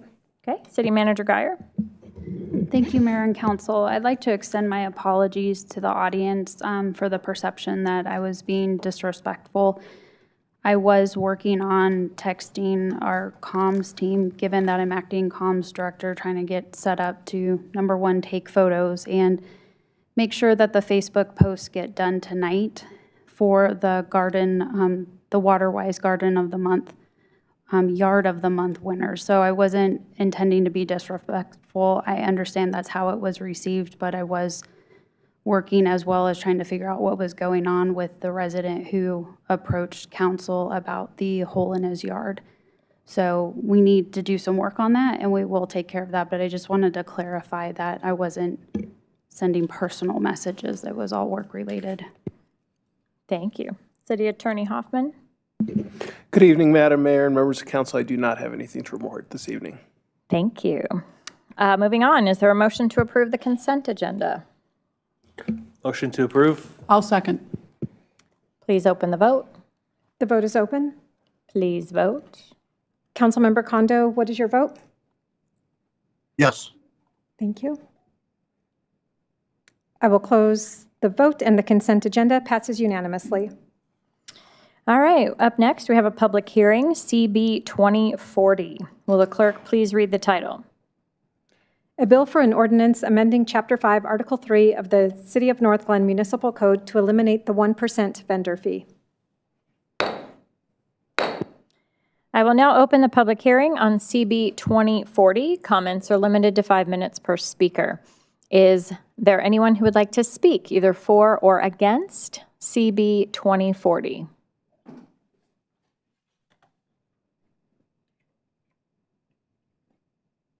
No? Okay. Is there anyone on the phone that would like to speak about CB 2040? You can unmute by pressing *6. Okay, hearing none, I will close the public hearing. Ordinances on second reading, CB 2040, eliminate the 1% vendor fee. Is there a motion to approve? Motion to approve. Second. Deputy City Manager Jason Loveland will provide a summary of this item. Welcome. Good evening, Mayor and Council. Before you this evening, CB 2040, I'm just going to do a quick summary. We've talked about it a few times, but just to put that one last piece on it. This is an ordinance that would eliminate the 1% vendor fee that retailers currently retain for collecting and remitting the city's sales tax. Previously and historically, the vendor fee was intended to help offset the costs, an administrative burden, to the retailers for collecting and remitting. Over the decades, more streamlined electronic reporting has come into play, and other tax simplification efforts, which is why staff feels that this retail fee or vendor fee is no longer necessary. The proposed amendment, as you'll see through the strike-through, simply removes the provisions of the retail vendor fee, but it does not change any of the other reporting requirements regarding our taxes. From a financial and budgetary standpoint, eliminating the vendor fee is expected to generate roughly $300,000 annually to the city, which those additional revenues will help support ongoing city operations and services. The ordinance that was approved on first reading has had no changes to it since we last spoke about it, and staff recommends approval of CB 2040. Is there any discussion? Okay, please open the vote. The vote is open. Please vote. Councilmember Kondo, how do you vote? Yes. Thank you. Ordinances on first reading, CB 2037. Will the clerk please read the title? I'm going to close that previous vote and just announce that the CB 2040 on second reading passes unanimously. Thank you. Just moving along here. Sorry. All right. So a bill for an ordinance amending Chapter 7 of the Northglenn Municipal Code by the addition of a new Article 7-11 to establish an automated vehicle identification system. Move for approval. Is there a second? Second. Police Chief Jim May will provide a summary of this item.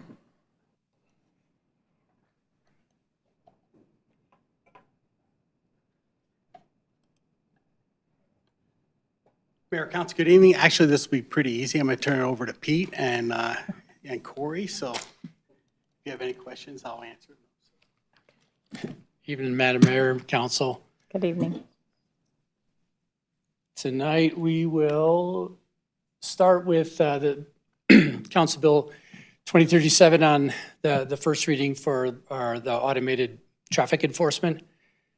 City Attorney Hoffman and I have been in extensive conversation over the last several months, as we know that we pushed pause way back in, I believe, April going into May with the legislative session, just to see if there were going to be changes to the actual, the previous legislation, to which I'm glad we did, because there were. So I'll highlight the changes and mainly, and I'll let the city attorney discuss too, as far as the placement and why we chose the speed corridors and his interpretation of the language specific to speed corridors and why we chose specific ones. Some of the highlights of the new ordinance is that it is registered owner of the vehicle from this point forward, as opposed to having to try to identify the driver of the vehicle. So therefore, eliminating the photograph of the driver and only having to take the rear of the vehicle, match it to the description of the car. Now, with the actual speed corridors, when you look at the language and it discuss the amount of traffic, vehicle collisions, and the places that we had previously discussed about implementing the cameras coincide with, and I don't know if you want to talk into that, why we chose the roadways in which we did. And through all of the data that we have pulled, especially when it comes to traffic accidents, 104th and speed coincide with the comprehensive safety plan that you all adopted 2 weeks ago by the county, right, which was a multi-year initiative to, and if you look at the roadways, 104th is by far our worst, 112th with speed, and 120th. So we wanted to identify those because we certainly have the analytical data to back up those due to, like I said, the speed and the crashes. And not only the speed, but the percentage of violations that occur on these roadways. So that is why we chose these to write them into the statute moving forward. There were, and here's a visual of them. There were some discussions on whether or not Huron, Washington, and Irma, I think we can have those discussions further down the road. Huron, with as many school zones as we have, was something that we didn't want to outwardly eliminate and or free up the officers. I'd rather have uniformed presence in school zones as opposed to a camera. And then when you get onto Washington, you certainly have a higher speed limit and varying levels of traffic.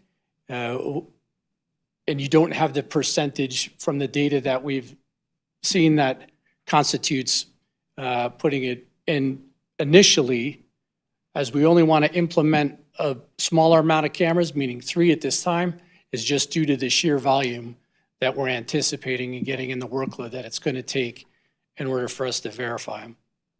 So the data over all of the speeding and the crashes, that is the main one, and it's per the statute, it has to. We have to report it, and when we get into the next presentation, I'll explain all the analytics that go into the software that the company has so that we can present it. And 2, these roadways were identified by the 5-year study that was done through the county. Southbound Irma, south of 112th, seeing as how we have the safety sensitive zone in the north, that is one where we looked at it as maybe a future one, but our recommendations would be, if we were to move next, would be up towards 120th. But with 120th, the main problem area is near Carl's Farm. There's still a lot of construction. You have to see how the roadways will be designed and what it ultimately comes out to, whereas the areas that we chose, we have both sides of the roadway and we're not intersecting with the other municipalities. So this is what staff is recommending. As we discussed previously, off 104th, we will capture both directions, east and west, between Crook and Livingston, and on 112th, between Washington and Larson on those roadways. And with the data that was previously presented with, like I said, the sheer volume, and I know we've had incidents there, unfortunately, with near the crosswalk on Larson there off 112th, just north of the school too. So that was our primary concern with that, as far as on 112th, especially when you start getting close to school zones, but not in it, just because there's a lot of foot traffic there. So if we approve tonight with the first reading, and we push the the contract forward after the next presentation, where I'll get into what the system actually is, what it does, what it doesn't do, and the process working through that. Then we will have to initiate things with Public Works, right? We have to pull permits. There's going to be some coordination with establishing power. We've already had conversations with the municipal court because this will be web-based as far as the suite. That's how they refer to it. It's all inclusive with the company that we're using that will issue the tickets. So I've been in contact with the court supervisor on what that looks like, because what is established since in the new legislation, there are several ways in which if you receive the ticket that you could be found not liable for it. One, so it would seem pretty obvious, is if your car is stolen, right? You're not in possession of it. Two, if the registered owner is deceased. Three, if it was sold or leased at the time and whoever had the vehicle hadn't swapped out and hadn't gone to DMV and changed it yet, right there, and you have the bill of sale and you're not. And lastly, this will fall more back on the police to, should they respond to, say, a crash in that area, and it was deemed that the vehicle at the same time was speeding, you can't be charged with both, right? You can't be charged with both crimes. You can't get the automated ticket and have us cite you for the same thing. So we would have to follow up on that to ensure that if this vehicle was captured, we could do our investigation and whatever it is that we chose to do it. So those were the new additions, if you will, to the new legislation. So we have gone towards, like I said, eliminating the forward-facing camera and just working on getting the rear of the plate. That's arguably the biggest one. And after our communication, we interpreted that identifying specific roadways that have heavy volumes of traffic and that are corroborated with traffic accidents. The purpose of this is to change poor driver behavior and the costs that are accrued with things of crashes and humans getting hurt. This is the point of matching it up with the data that the county pushed out as well. Anything you want to add, Corey? The only thing I would add is that a lot of the changes that the deputy chief were referring to, especially related to how you establish a corridor, were in Senate Bill 152 from this past session, and the portions he's referring to requires the use of quantitative data. So when he's talking about studies, looking at past accident history and the like, that's because it's now an explicit requirement of the statute related to these devices. Thank you. Do you have any questions or comments from council? Councilmember Burns? Thank you, Madam Mayor. Hi, thank you so much for the memo. That was also in addition to the questions I asked over the weekend. I did have some clarifying questions. The memo was fairly vague, and I didn't know if that was on purpose for what we could share regarding our internal policies or not. Which memo? Are you talking about the Yes. chief's response? Do you Yes. Because I know that was added today. Go ahead. So thank you so much again for putting this together. I had asked a series of questions regarding sort of guardrails that were in place. There is a section where it says the department maintains a comprehensive written policy governing the use of flock and our other cameras, and thank you for separating the two. These are very hot topics, obviously, for the public at the moment. And it says that policy establishes authorized users, permissible uses, supervisory oversight, documentation requirements, and accountability standards. And it's sort of like law, you give me these bullets of then, everything is sort of audited and trail, there's sort of a process, but I think like what would be helpful in a communications outward to the public and for council as well is like, what are we doing to ensure the things that we are constantly seeing in the news are not happening here, and what happens if, God forbid, it happens here? I just don't think I got the clarity I was looking for with these sort of like vague statements in this memo. Thank you. I think, for one, I think the past performance on how we hold our people accountable through our internal processes are important. Again, we've had license plate readers for over 20 years, and we've never had a violation, documented one from our officers using it. I think the oversight on those different systems. So really, you have two different systems.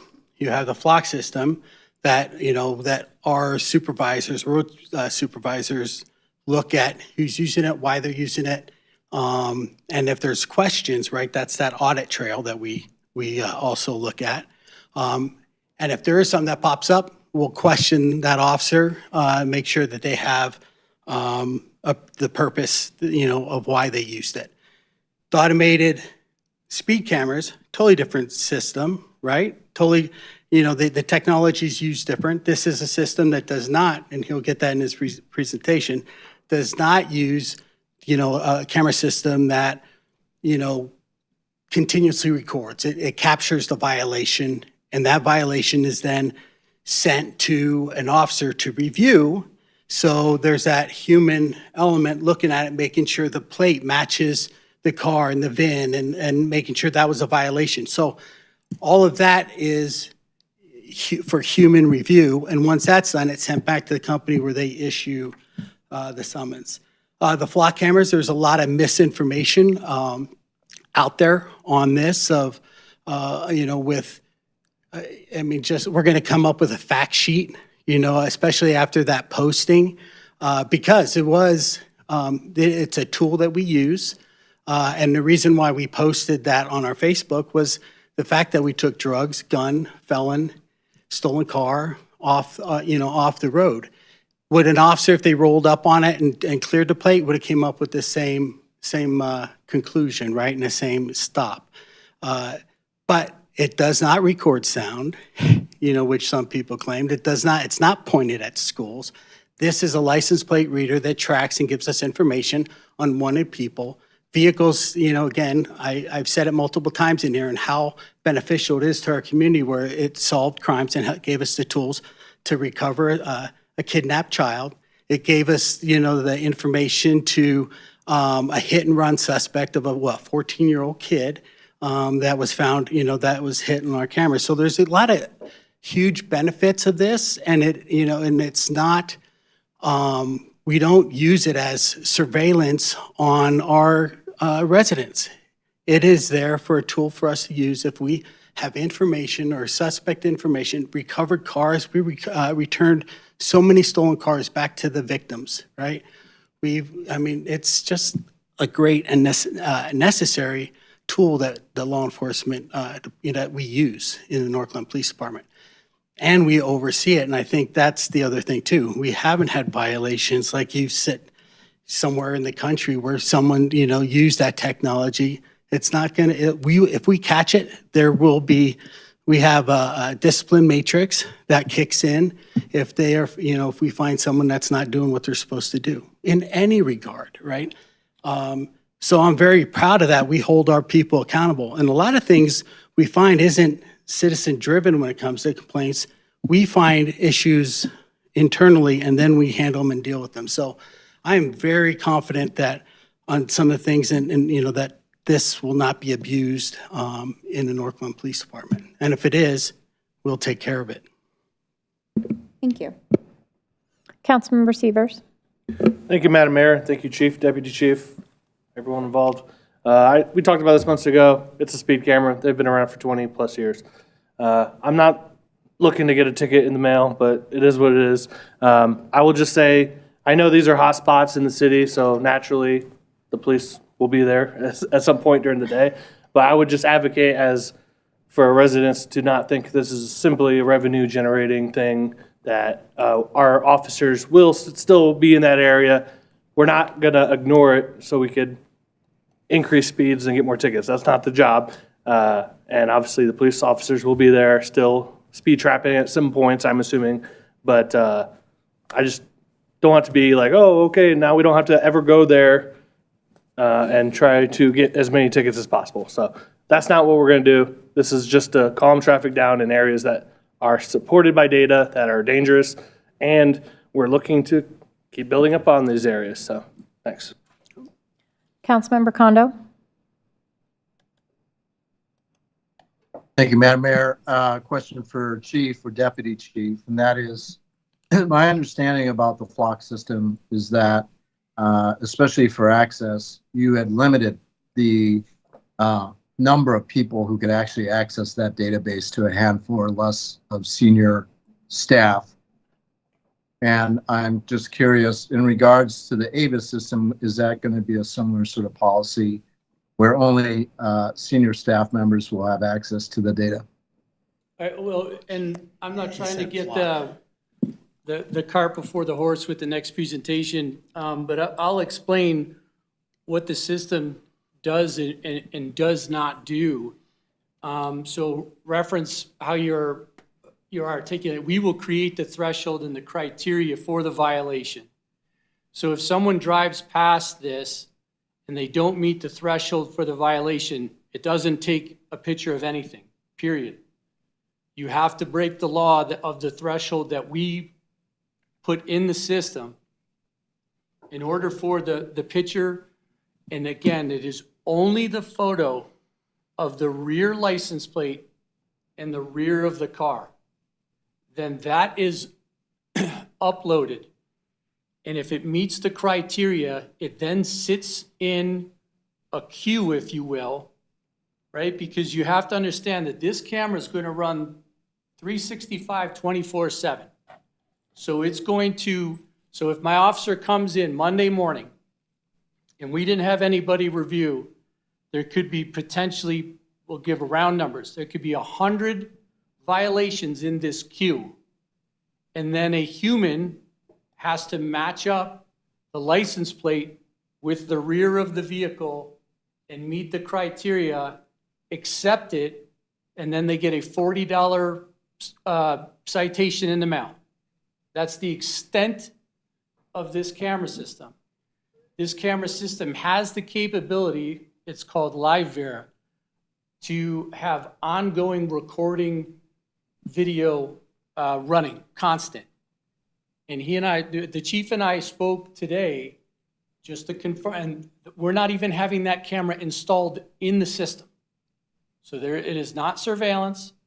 If you do not speed, your camera does not get a picture taken of it. And the only people that can issue the summons is our staff. That's it.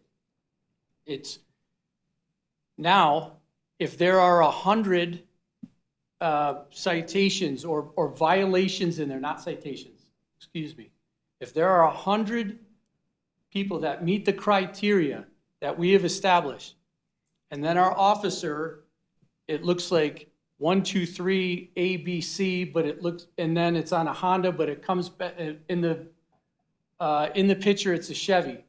They don't accept it, right? It is still up to the officer to establish that there's enough to issue the summons or citation, okay? So it still has that control, say it, whatever, it reads a D as an O or whatever, and that doesn't match. That's where the humans come in, and the humans verify it, and then they are mailed the $40 thing via first-class mail within the 30 days. If it's in-state, 60 out-of-state. That is the extent of this system. There is no ongoing filming. There is no captures of driver, because we're not taking photographs of the front. We've made specific things that this is for speed enforcement primary. That is the primary function of this. And the data that we've received from the company is that a calendar year from now, statistically, with as many municipalities as they are in nationwide, that driver behavior changes between 50 and 60%, which is the goal of the system, not revenue generation whatsoever. It's meant to change driver behavior, change crash rate, slow people down, and have people be safe. Now, with those numbers that I just gave you, the 50 to 60, statistically also, those are from your residents or from the people that eventually know, this is my commute to work. I drive down, I'll use 104th as an example, because I have to get to the highway, and I pass it, and I know that I'm about to enter the zone, therefore, I've changed the behavior. Doesn't eliminate it, but it does. Now, to your point, Councilman Severs, red light violations at 104th and Huron, that is a big thing for the traffic team, right? Red light violations cause bad crashes, very bad, right? And people get hurt. So no, it doesn't mean we're never going to be there or void of that entire area. This is just meant to assist us in trying to curb some of the issues that we have on 104th and 112th. I hope that sheds a little light, sir. I don't know if he's still listening. He's still there. Okay. I am still here, and I'm just going to parrot back what I heard, hopefully briefly. Sounds like the AVIS system is going to be accessible by a larger number of officers as opposed to Flock, where that was intentionally a very small set of officers, given that AVIS has a lower functionality, I suppose, if you will, of just only capturing that license plate and maybe the make model of a vehicle from the rear.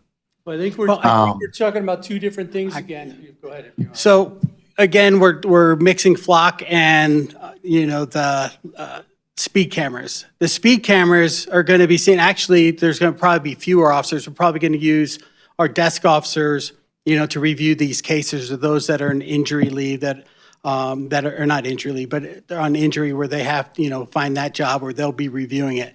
The Flock cameras, that's a notification from the system that we get notified by, Flock on that. That's how we get the notifications to the officers and how they respond. It's not where we go in there and do it. So more, I would say more officers have an opportunity to be, have Flock hits where, than those on the speed cameras. So, so it's just two different technologies. Sorry, to your point, what you're referencing is you are correct. We have very few that have administrative rights on these systems. And that will be the same on this AVIS system. We will have, we as the police department, for example, compared to courts, have far greater administrative rights. They will only be able to see the docket if someone is filing a claim. Like I said, if with one of the things that would allow them to get potentially the ticket dismissed. I hope that clears things up. The far greater control on the administrative rights, to both systems. Okay, I understand. I think I'm going to stop and allow others to ask questions and inquire offline. Thank you, though. Appreciate the presentations. Thank you. Mayor Pro Tem. Thank you, Madam Mayor. So I remember we had the whole discussion on what Flock was and what Flock isn't, and that's why you posted that on your website. So I encourage people to please go back and revisit that. I understand this is not the same thing. Absolutely not. As Councilmember Severs mentioned, this has been around for decades, the red light cameras when you're speeding. It's all over the place. And as somebody who has experienced and is still suffering from a car accident, from bad behavior on somebody else's part, I absolutely support this. Overwhelmingly, all the residents I've talked to also support the speed cameras, just because the number one complaint I get from Ward 4 residents is speeding. Speeding in our neighborhoods, 104th and 120th. I'm glad you identified those because they're huge crash corridors. And our police officers cannot be there 24/7. We'd love them to, but we just don't have that capacity. So I'd like to point out too that in our strategic plan under public safety, number 1.2 says traffic and speed enforcement tools. So we are, we are completing our strategic plan actions or action plan. That was redundant as well. So for that, I appreciate the fact that it's based on data. And that's part of the legislation as well, that as a requirement, as I understand it, so that there's no, I guess, gray areas as to why they're going in the areas that they're going. There's actual data that shows these are high crash areas. But I do agree that, communication and forward facing with the public is important, so they understand. Obviously, there can be confusion between the two. I think is important to continue, to Councilmember Burns's point, to get out to the community so they understand that. And I'd like to say that, these are one of the things that we can control in our own city in terms of how our police department manages all of these systems, whether it's Flock, which is different, or the speed cameras. So I appreciate hearing that, and again, communication to let people know. But we as a council are aware of it and on top of it, and so we ask these questions so the public also understands. And yeah, it's an educational process. I mean, they're not getting points taken off of their license, so this is maybe, I'm not gonna say it's a better way, but it is maybe a less punitive way to correct the speeding in our city versus getting the points taken off. So hopefully that behavior will get corrected. And they're all over the place. I'd love Northglenn to be a city you just don't mess around, you don't speed. It hurts people. I'm one of them. So, thank you. Councilmember Goff? Thank you, Mayor, and thank you for the presentation and the clarification between the two systems that we are talking about here tonight. I do want to acknowledge residents who have concerns about privacy and worries about misuse of these systems. I think I share some of them myself, but I do feel like they're everywhere. They've been around a long time in different versions, and I also think that they're inevitable. And I think it's, as Mayor Pro Tem said, because of our attention to these issues here in Northglenn, we do have some control. We've spelled out policies. We've given clear guidelines about what we do or don't want these to be used for. And so I do, I'm glad when residents come and share their concerns about something like this, because I think some of us, at least most of us maybe, share some of the same concerns, and I'm really glad to hear about the policies you have in place to prevent misuse. And that's all I'll say. Thank you. The community too, ma'am, that we're still allowed to take the picture of the driver. We can still do the front and the rear should we want to. We could still implement, we understand the concerns right now in the community, and we hear our residents as well.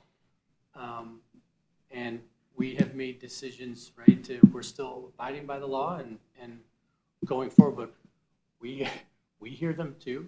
And I think that this is a way to meet both sides and compromise and meet them halfway. Yeah, thank you. I mean, it's always going to be a tension between, people's privacy and the safety of everyone. So appreciate it. Thank you. Councilmember Roper? Thank you, Madam Mayor. Thank you both for being here tonight. Thank you for the clarification for not only for council, but for our community. Again, like many of Mayor Pro Tem has said, it's a learning process for our residents. I think just even the small fee that we are collecting, we know that it's not punitive. I know one of my young people recently got a speeding ticket in another municipality, and it was very, very expensive. It was an expensive learning situation. But thank you for helping to guide our residents and ultimately to keep us safer. Thank you. Thank you. I have no comments because we are going to revisit this on second reading and public hearing and all of that. So this is not the end, but thank you for tonight. Yeah. And the next part should be shorter with some of the. Please open the vote. The vote is open. Please vote. Councilmember Kondo, how do you vote? Yes. Thank you. I will close that vote, and CB 2037 on first reading passes unanimously. Thank you. Resolutions, CR 61. Will the clerk please read the title? A resolution approving an agreement between the City of Northglenn and American Traffic Solutions Incorporated, doing business as Vera Mobility, for photo enforcement system services. Move for approval. Seconded. All right, well, it looks like Deputy Chief Rice is still here, so Sorry, tell us more about this. the shelter one came up, ma'am. And that's like 4 down the road, so. There was a short PowerPoint with this one too. I just want to make sure that the community and you folks are crystal clear on what this system does and does not do. And from a communication standpoint, I will work with the city team as far as from internal, whether it's with the city manager and Joy Riot and our internal comms. Vera Mobility has also done the same right there in our neighboring jurisdictions, and we will put something out continuously, and we're also obligated to statutorily to do that. Should we decide to move forward with this, we do want to inform our community. There's going to be the appropriate signage along the way that has to meet certain requirements, size and distance, 300 feet from the camera systems. So we will inform the community as many community meetings as the chief and I do. I'm sure we'll get questions at them, and we'll be more than happy to answer those too as we move forward. Again, the 3 camera locations were chosen.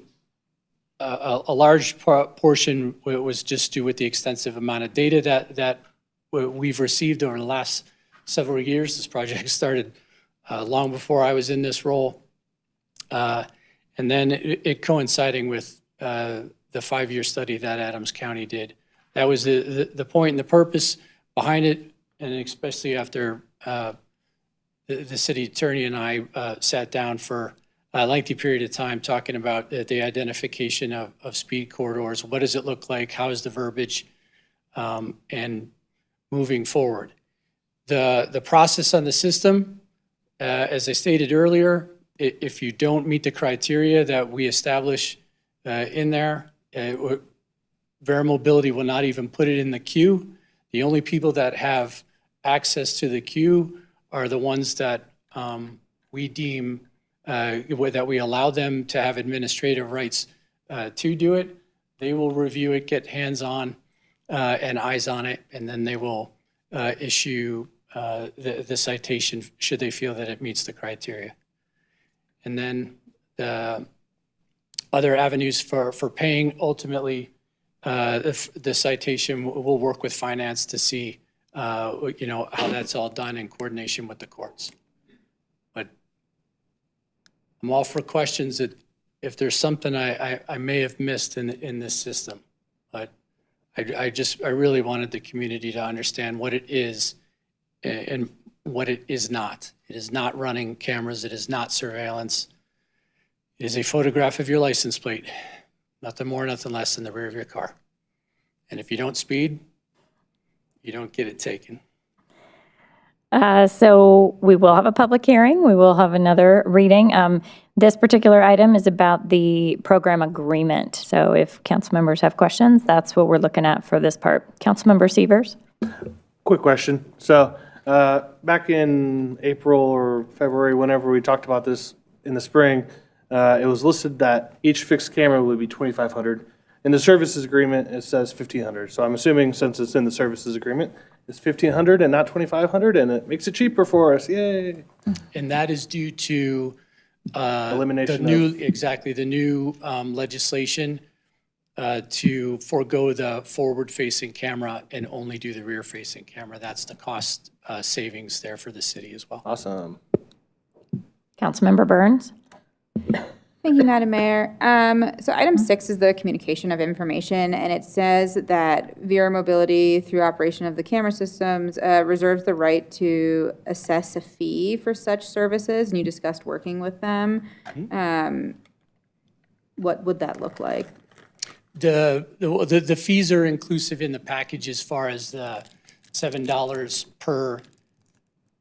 They have free communicate, should we sign the contract, the communications effort is part of the overall package. We're not going to get billed a separate fee. It's, again, what we're choosing to go with them is all-inclusive. It has the courts, the issuance of the tickets, the communication, all of that is included in that. There isn't a separate fee. Okay. Well, okay, thank you. Councilmember Leidy. Thank you. Thank you so much for this presentation. I didn't know if I should ask it in the first one or this one. You mentioned that, well, you kind of mentioned it. So if an officer came in on Monday morning and there were 100 thingies, how long, say something happens and this officer has to go do something else, how long are you able to store the violations in the system? Does Vera Mobility store it? Do you store it somehow in your department? What does that look like? 30 days, we have to issue the summons or the citation, and we review it, and it is put into a secure access point that we only have access to, no different than our Axon and our other numerous systems that we use. So whoever has administrative rights and allows that person to get in, because you're right, and that is one of the concerns or why we're starting off small, because this is it takes time to review all of these things. We have to do it so that what you just alluded to doesn't become a very large number. I hope it doesn't. The goal is not for that. I hope we change some driver behavior, but we have to plan for that. So it will sit there, and we have things set in place so that that doesn't happen. We won't exceed 30 days. Perfect. Thank you. You're welcome. I think that's it. Thank you. Please open the vote. Welcome. The vote is open. Please vote. Councilmember Kondo, how do you vote? Yes. Thank you. I will close that vote, and CR 61 passes unanimously. CR 101, will the clerk please read the title? A resolution approving an agreement between the City of Northglenn and Louis Gameros, doing business as LG Contractors LLC, for the concrete improvements project. Thank you. Director of Public Works, Sarah Borgers, is here to present this item. Good evening. Good evening, Mayor and City Council. So this is our annual concrete project. We did go out to bid and received 10 bids back. We are recommending going forward with low bid, $241,828 with LG Contractors. You will notice that there are that this contract split between a number of different accounts. That is because this also includes greenway trail work and some work that we do in conjunction with parks, and they bring grant funding and lovely things to this program to help us replace trails. I'm happy to answer questions should you have any. Well, one thing I noticed, I was so excited to see you that I skipped a step. I need a motion to approve. Move for approval. Motion to approve. Second. Great. All right. Thank you. Thank you very much. And Councilmember Kondo has a question. Thank you, Madam Mayor. I'm just looking at Exhibit A, very last page where there's a bid alternative B for 117th 82 Lincoln Street. Is that in any shape or form related to perhaps what one of the public speakers was talking about earlier this evening? No, I don't believe so. This is related to installing curb ramps in that neighborhood. There are a number of corners there that don't have any way for someone in a wheelchair or pushing a stroller to be able to get into the street. So that's primarily what is in alternate B. Okay, gotcha. I wasn't quite sure. I saw curb and gutter, and so the light bulb went off. But, all righty, thank you. I do not see any other hands. Thank you so much. Thank you. Please open the vote. The vote is open. Councilmember Kondo, how do you vote? Yes. Thank you.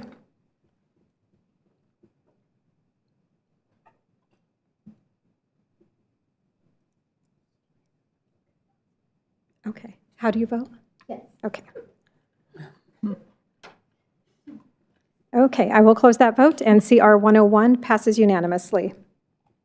CR 102, will the clerk please read the title? A resolution approving addendum number 1 to the agreement between the City of Northglenn and Providence Infrastructure Consultants for engineering services for the condition assessment of wastewater lift stations. Move for approval. Motion to approve. Second. Second. All right, now we're on top of it. Director of Public Works, Sarah Borgers, is here again. Thank you.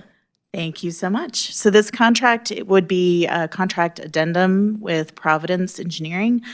They have been working with us to do an evaluations of all of our lift stations throughout the system. Lift stations are pump stations for wastewater. They're lovely things. And as we were doing that analysis of a number of our lift stations, we're looking at lift station F, and it does have some more critical things that we want to make sure we're addressing more quickly. And so this is going to change their scope to include a more thorough evaluation of lift station F to make sure we can get on top of that work. Happy to answer questions. Councilmember Kondo. Thank you, Madam Mayor. So Director Borges, I'm just curious. So in the memo, you talked about lift stations, Echo, Foxtrot, Golf, and then Fox Run. Is there something significantly deficient in lift station Foxtrot, I guess, over at 120th and Grant that really is driving the prioritization? Yes, so we had been in there, our staff had been in there doing some cleaning and actually hadn't at that point, Providence hadn't looked at it in detail, and we noted that there was some concrete failing within the structure that is having an impact also on some of the pumps, and the pumps are all connected to the sides of concrete walls, and so once the concrete starts failing, that makes it hard for the pump station to continue to function correctly. Understand. And then just for my reference, I think lift station A was like 4.5 million gallons per day. What is the capacity of Foxtrot lift station F? Oh, I don't know if I could tell you off the top of my head, but it is substantially smaller than A. Check. Okay, thank you. Mm-hmm. I don't see any other hands. Thank you so much. Thank you. Please open the vote.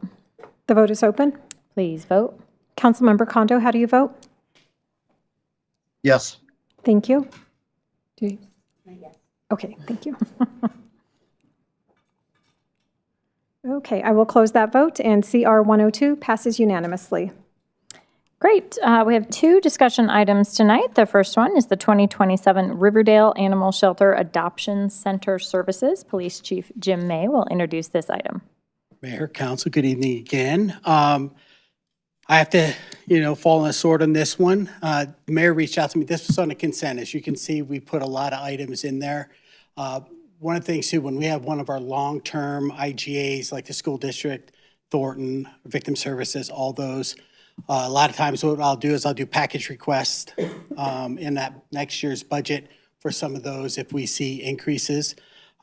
This one, the mayor sent me some questions in regards to it, and I was like, you know what, I'm going to reach out to the executive director of our animal shelter I was talking, who's sitting in the room, Stephanie Wild. I had to call in a lot of favors, not really. She was glad to come tonight and help us get through that and give you guys the information of why, these rates increase. We've been using the Adams County Animal Shelter for many, many years.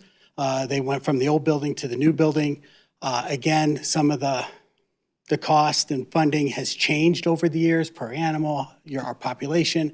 Again, and it was one of those things that were still challenging on the part of the animal shelter to really see the funding and everything else. So they've been working with staff. I know Heather and myself been in multiple meetings with their staff and trying to come up with a solution that makes them sustainable, because that's something we definitely need here. I mean, the alternative is actually, I have no idea what the alternative would be. I think it would be maybe transporting it Jeffco or something like that. But so I'm thankful they're here, but I like to turn it over to Stephanie and her staff to give the presentation.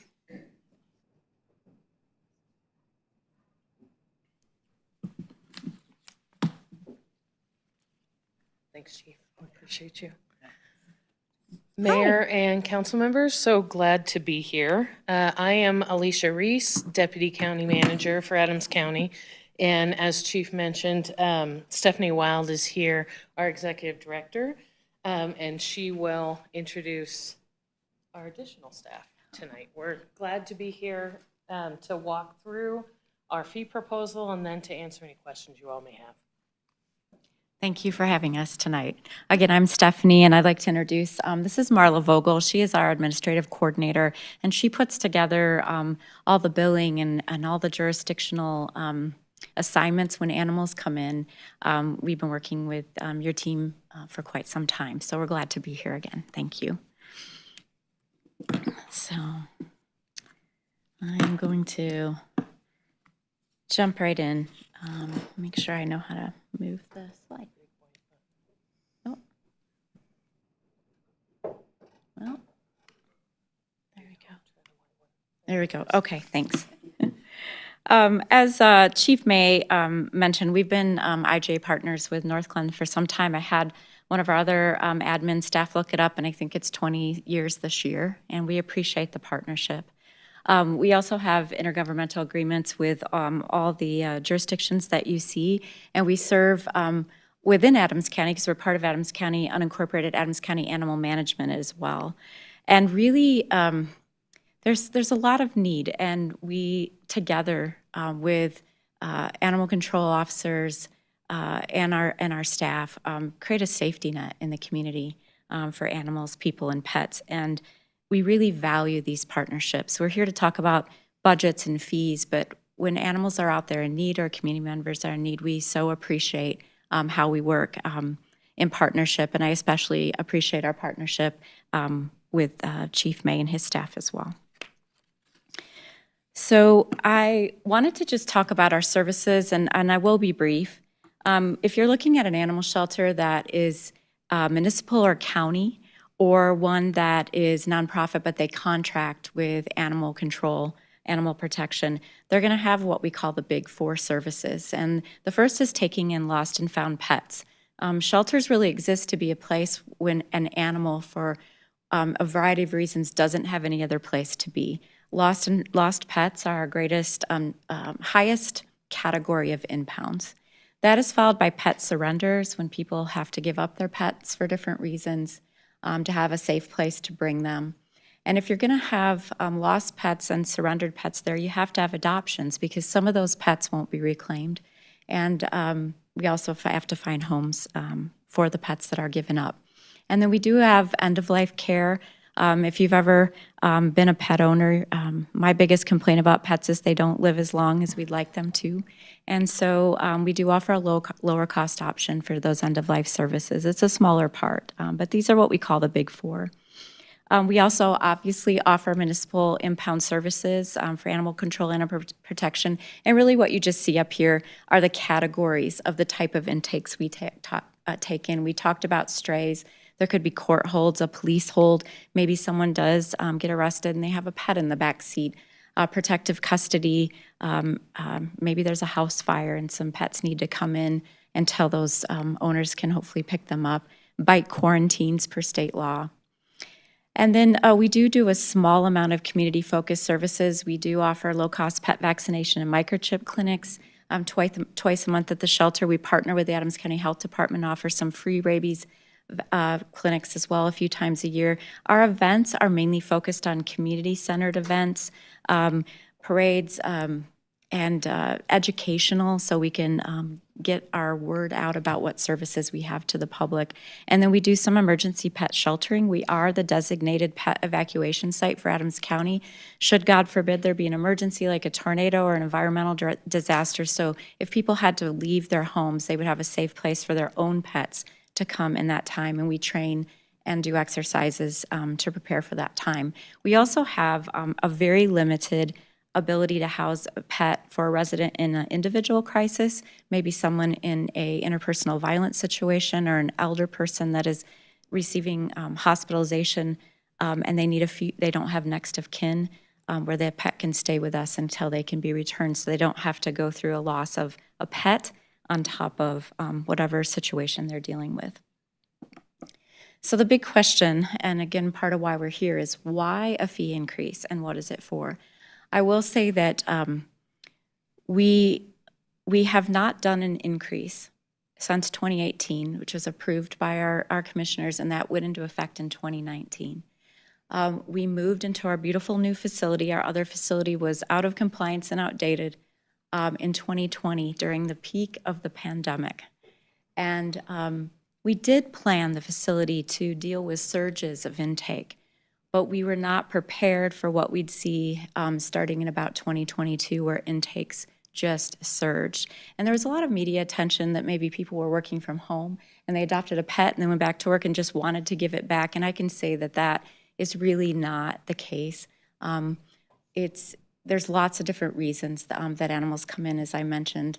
But that surge, which we were hoping was a brief blip, has really continued on into this day. And I'll show you some data in a minute. But this has increased our cost, including costs for staff, which is the biggest part of our budget. And the current fee method that we've used for several years is just not keeping pace. I want to be clear, because we did open up a new facility. That was fully funded by the county, and I just want to clear up that we're not asking for money to try to recoup costs for the building. This is purely on our operational cost.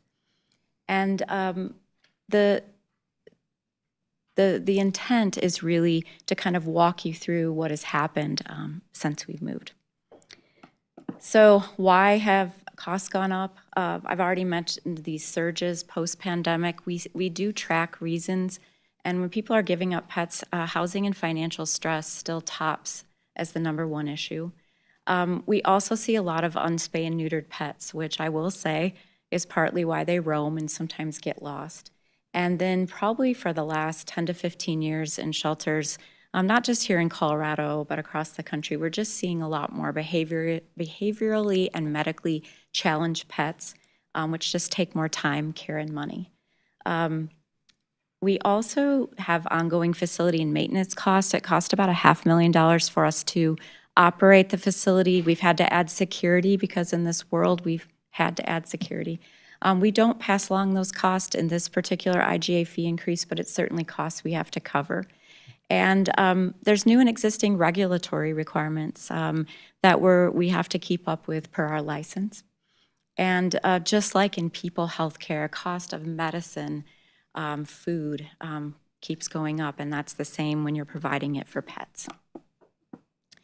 This chart really just goes back to 2018 when we did the last increase, and shows our pet intake at that 6,400. We did have that blip during the pandemic where we didn't have as many animals coming in, and then it started to climb, and every year thereafter it has increased. Yes, last year at 8,300 animals plus was our highest number on record, and we are running about 200 animals over that number year to date right now. So we're not seeing this change, at least for the moment. So about a 30% increase since that time. Just to talk to you a little bit briefly about some of the things you may not think about, because a lot of people think about animal shelters and those wonderful adoptions, and they are wonderful as you would think. So is seeing people getting reunited with a lost pet. But it takes a lot, and a lot of what happens is behind the scene. And so daily cleaning and feeding, of course, is required. Even if it wasn't regulatory, that would be important.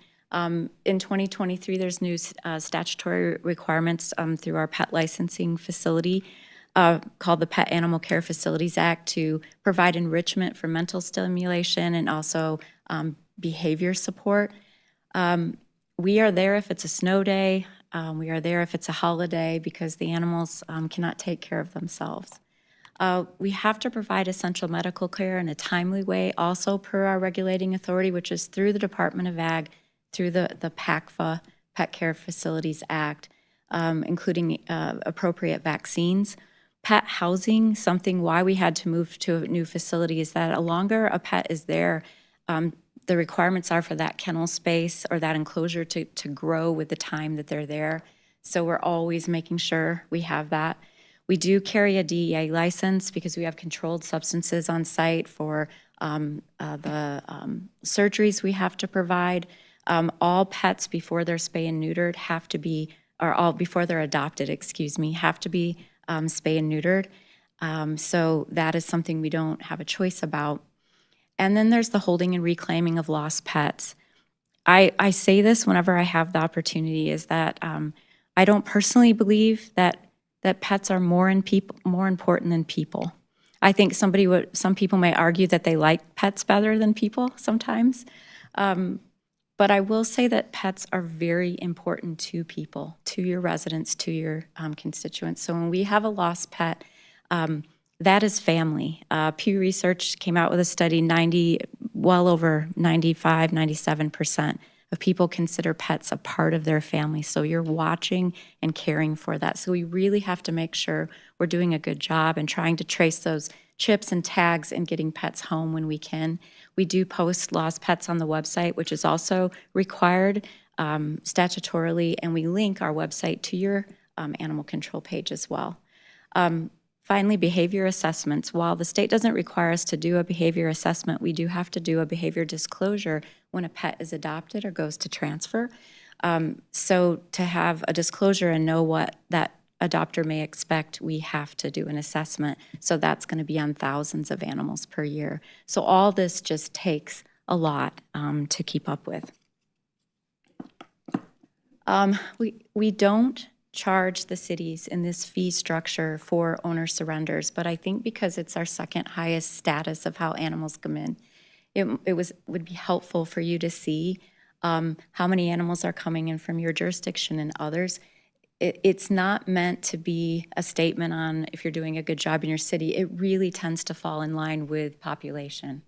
And so last year, 225 animals came in from Northglenn residents that could no longer take care of our pets.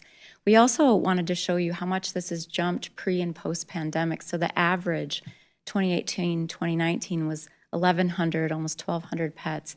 It's well over 1,700 now in that average for 24 and 25. So we're seeing this trend continue. And then this is about length of stay. And if you were a hotel owner, and one of the things you would track is how many guests came to your hotel and how many days they stayed. And we do the same in a shelter. And they do the same in shelters for people. They look at that. And so 2022, again, coming out of that pandemic, was the first year that we provided over 100,000 days of shelter for pets in our community. And last year, we ended at over 141,000. And so this is just taking more time and more staff and more resources. That's about a 36% increase, but if we really go back to the average to that 2018, 20 to 21, we're looking at almost a 95% increase. So part of why I'm showing you this too is that our current formula, the fee formula that we really felt worked well in the beginning, is not working because it was all based on sheltered days, the number of sheltered days. And what we did is we took our total budget and we divided how many shelter days we provided, and we got a cost per day. And then we said, hey, Northglenn, this is how many days of shelter we provided for your animals. And that worked really well. But as this number is climbing, it's diluting the formula, and it's just not keeping up. So we have gone to another method, and we started looking at a different method in methods in 2024. We brought some ideas to your city manager, Heather, and her team in 25, and we've refined that some, and that's what we'll show you today. But we feel like this actually helps us cover more of the actual cost, and it's more balanced, we feel, and accurate. The other thing we've added is we've always done a 2-year average because your intake can fluctuate, and so we wanted to smooth out those highs and lows. We're actually doing a 3-year average with this formula, so it really buffers if you have a really high intake year. And we're only going to bill 1 year in the rears versus 2, so it just stay more current. The challenge, just to be very direct and authentic in what we know is tight budget times, we know that this creates some burden for our valued municipal partners, and there is no getting around that piece. So I know you've had a lot of meetings tonight, and there's a lot on this screen. I'm going to try to be as concise as I can. Basically, this takes your 3-year rolling average of animal intakes and our closing budget year from the prior year, and it comes up with a flat rate fee. And it does delineate between animals that come in through animal control and animals that come in through the public. And so if you look over to the chart here, you can see about 60% of all animals that come into Riverdale Animal Shelter do come through animal control, and 40% come in through the public. Riverdale, Adams County, we provide and fund the public services. We're just talking tonight about the animal control services. So then we're going to calculate what is your billing share. And we look at that 3-year average I just mentioned, and we find out what percentage of that animal control side of the tower there, of the chart, is yours. And I'll show you that here in just a minute. Then we're going to do what I think is really great about this formula is we're going to apply both credits and some individual fees. So we credit back, if you have restitution from a case that year, we're going to credit back to you. If your animals get reclaimed by their owner, those lost pets do get picked up by their owners, we're going to credit that back to you. And so it does kind of create more of a partnership about what's going on. And so adoption fees that relate to your city, we're going to credit those back to you based on your percentage. And then there's a few things we do charge separately for that aren't put in with everything, and that is disposals. We have officers bring in, sadly, deceased pets that are found on the road, and we do have a crematory and provide for that. And then we do, if we spay and neuter, spay and neuter and vaccinate a community or feral cat and send it back, we do bill that back to you separately per cat. So once that's all added up, we see where you're at. One of the things Heather and her team and many of the city partners asked us when we came last year with the first run at this proposal was, it's just simply too high. And could you lower the target? And so we really heard that, and we have lowered the target. And what we've done is we've made sure in this current model that we're not going above 20% of our total budget among all the partners that we serve that you saw on that first slide. So if Northglenn's portion is above that, then we're crediting back at the end to give your final flat rate fee. And then we won't, okay. They started at 30. Oh yeah, Alicia just reminded me we were asking for over 30% of our budget to be covered when we first came to meet in 2025. So we've lowered that to 20. And we won't be doing this year, but just to keep up with inflation and costs, we will apply the local CPI to your flat rate fee if you continue with partners on us into 2028. But this first year, as we're moving to the new formula, we're not going to assess the CPI. So I know that's a lot of information, and again, you can stop us at any time with questions, and of course, we'll take questions at the end. So you may be saying, what percentage is Northglenn of our total intake? And you're 6%, kind of right there in the middle of the group. And then all our IGA partners together, again, make up 67+% of that 60% of animal control intakes. Unincorporated Adams County, we are the largest user group, is 32.6% of that animal intake group. So here's really the final numbers. I'm just going to start over here with the pie chart. Is that, again, as you remember, I mentioned at the beginning, we take our total budget for the year, and then we're going to minus our revenue to get our original cost recovery target. And so our budget in 2025 was $4,656,841. And then our share, the part that Riverdale picks up, is $2,664,000 and some. That again covers our own animal control intakes. That covers all the public services we provide, and that covers any miscellaneous cost. And then we have shared back the revenue that we made last year, $1,061,000. And that leaves $931,000 that we're asking the partners across the board, all 8 of our municipal partners, to share. And so for City of Northglenn in the green, at 60% of our intake, what we assessed you last year was $40,350. What we're asking for in 2027 is $82,184. 41,834 increase, and we know that that is substantial. This first year, as we're attempting to balance and more right size our cost, we know it is a big step up, and going forward, we anticipate that it'll be more level. In the end, just to make it simple, we're really looking for an 80-20 split, that the shelter, Adams County, continues to cover 80% of the cost, and the partners combined cover 80%. So, or 20, sorry, thank you. Thank you. So I know that's a lot of information. I'm going to continue unless you have questions on this slide, and I can come back to it at the end as well.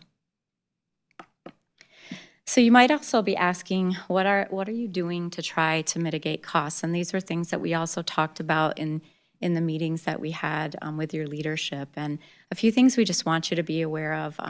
Most shelters that have our similar size and scope have a robust volunteer program. And while we're always wanting more volunteers, we had 35,000 service hours with volunteers last year, which if you look at just the labor time of that is like 17 FTEs. That helps us enhance the work that our staff are doing.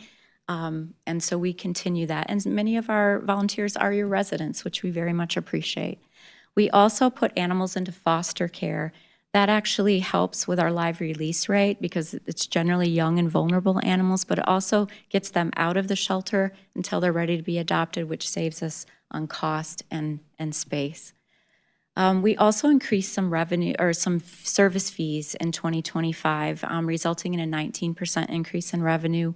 Not a lot, but we hadn't done increases in a while, so that helped. We do have some limitations on what we can do to fundraise as a county government, but we brought in nearly $300,000 in grants and donations last year. Many of this goes to food and vaccinations, medicine, but we also had a grant for some dog trainers. We could not add more staff in our behavior department, but we wrote a grant for some dog trainers and working with some of our dogs that are great dogs, they just need a little more training. And that so far data is showing that's reducing their length of stay by 29 days, and every day is money, and so that's really been helpful. And we have some pet retention grants that's to help people who are trying to reclaim their pets and maybe having some struggle, and we were able to get 300 pets home last year with that grant and out of the shelter. We also really leverage partnerships with other shelters along the Front Range, and and 30 to 40 plus rescues, and 590 animals we were able to transfer out last year to make room because we had a lot of mass impounds from many jurisdictions last year, including Northglenn, and that helps us to create space and save on cost. A few other things we've done in the last few years. We added an online donation platform in 2023, so people could donate online. Well, we can't actively go ask people for funds. If they want to donate, we made it easier to do so. So that resulted in 34% increase. Our grants, even though we don't have a ton, increased by 60%. And I'm just going to have Alicia talk to you about plans we have for an Adams County Foundation to give us some more fundraising capabilities. Thanks, Stephanie, so you can breathe a minute. So yes, Stephanie's point is well taken that we have been looking at every possible way to mitigate costs at the shelter and to raise revenue. It's an odd bit of county statute that disallows us to go out and seek donations from the public for funding. However, what we can do is partner with a nonprofit arm that can do that fundraising on our behalf. So we're putting together that proposal now. You all will hear much more about that in about the September timeframe, but will allow us to seek corporate giving and bequests and things of that nature. And folks who are animal lovers are wonderful includers on bequests, particularly, and long-term giving. And we've not been able to capture that market prior to now, and so we'll be undertaking that soon.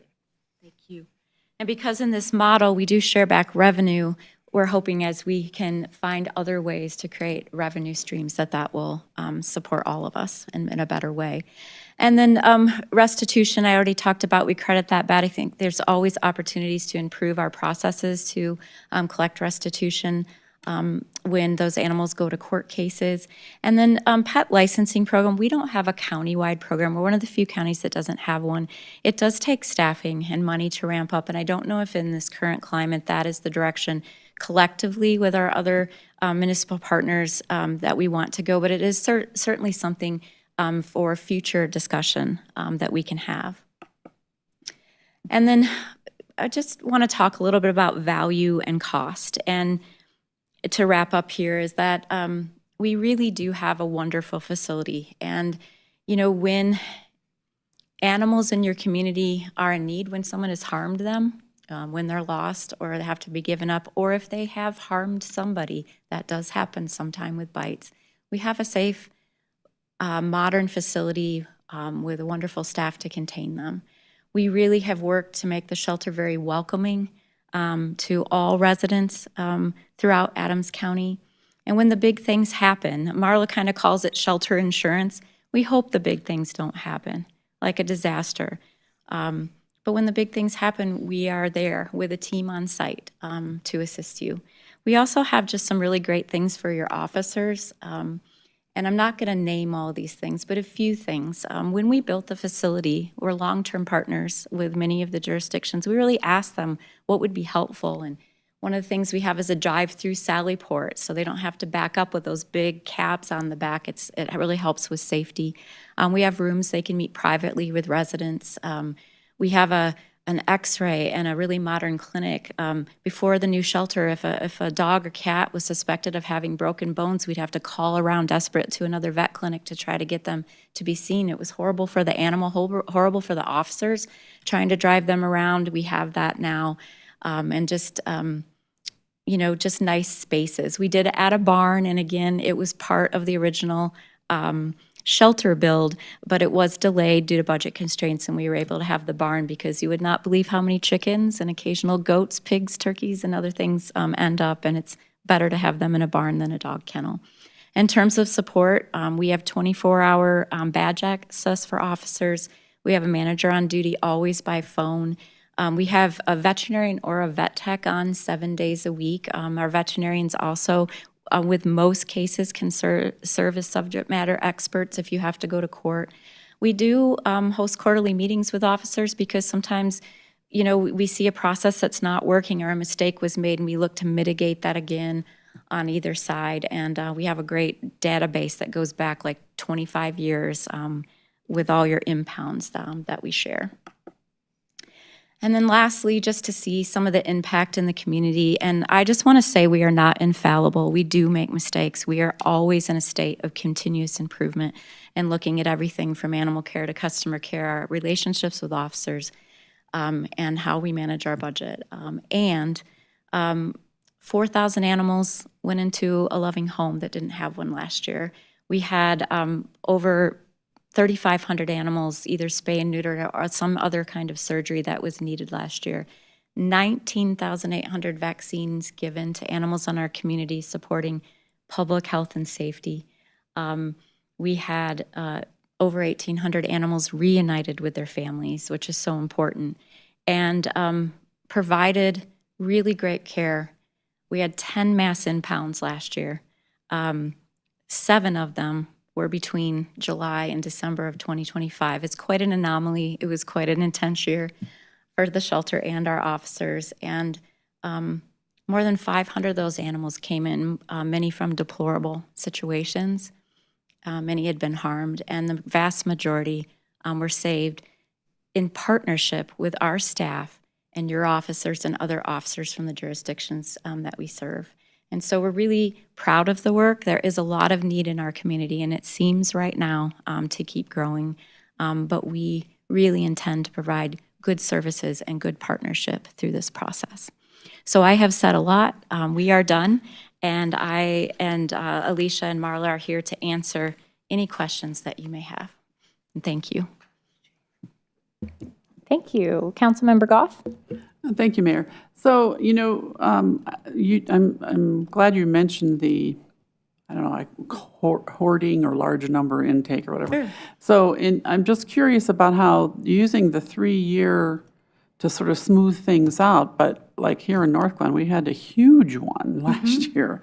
So I don't know, how does that smooth out over a 3-year thing if we just have this weird anomaly of 1 year? I'm going to have Marla, who helps with the billing, help answer that question. Hi. Well, basically, I mean, if you've got, you know, one that's your low year and a high year and then another low year, it's just trying to even that out. As far as the hoarding case that we had, I guess it depends on how it comes in as well. That owner did actually surrender most of all of those, so that did not count towards the actual intake for Northglenn.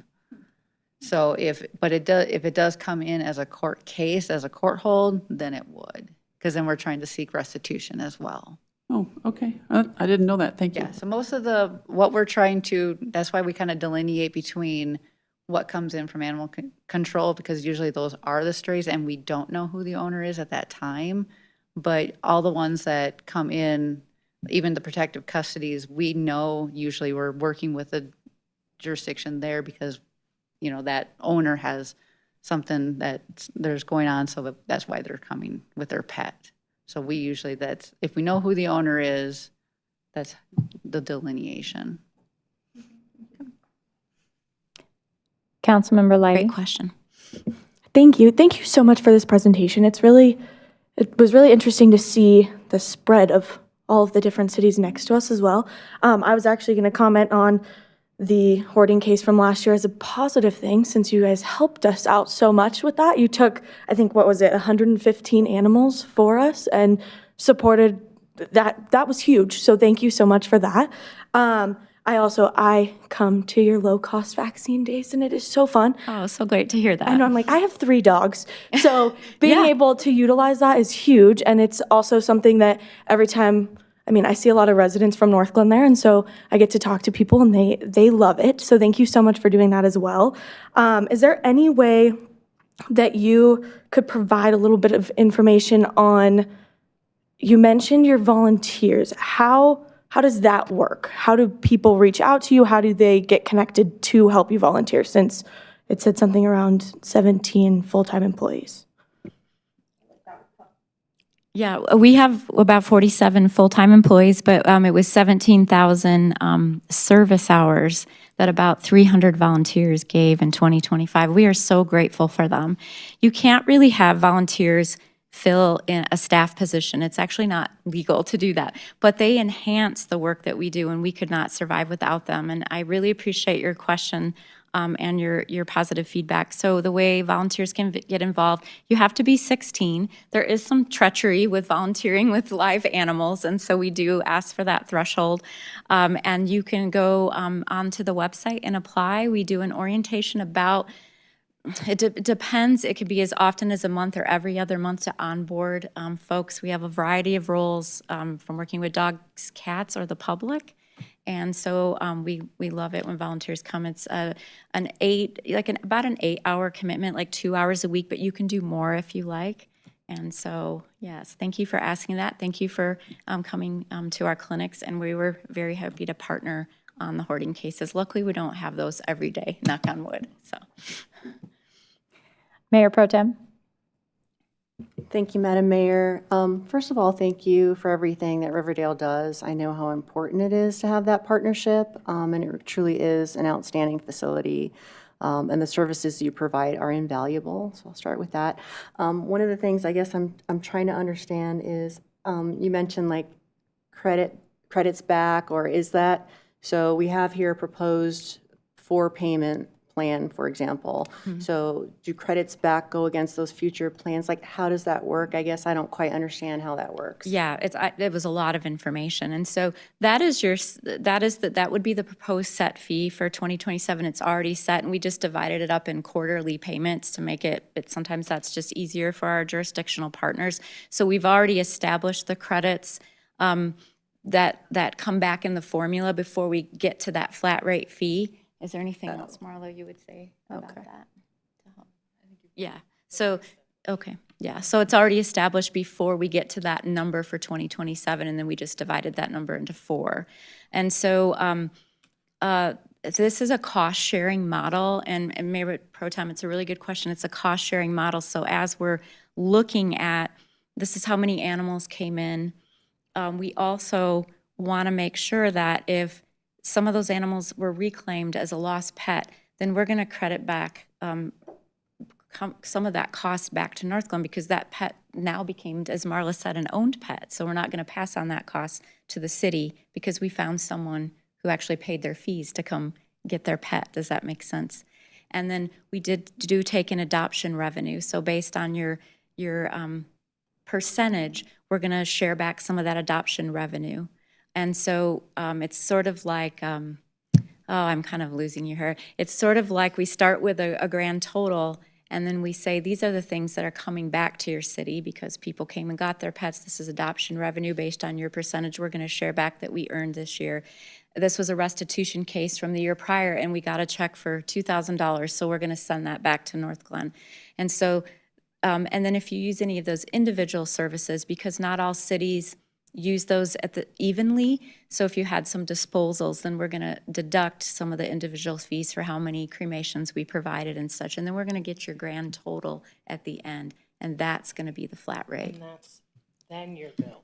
And then you're billed. That was the question, is you take the deductions before the billing occurs. Okay, so it's for the previous year, basically? Yes. Okay, right. So any credits that might happen in 2027 would be applied in 2028, or if, for example, that the gap reduction or whatever you called it, and maybe a foundation or something like that, so that would show up in future credits if that's something that reduces the overall cost, right? You have it exactly. And it would always be based on our closing year budget, what happened in that closing year budget, and then your 3-year average of intakes. That we use those 2 measures as we put it together. I appreciate just that. I mean, that makes sense. That it would be based on previous credits, so you already have that.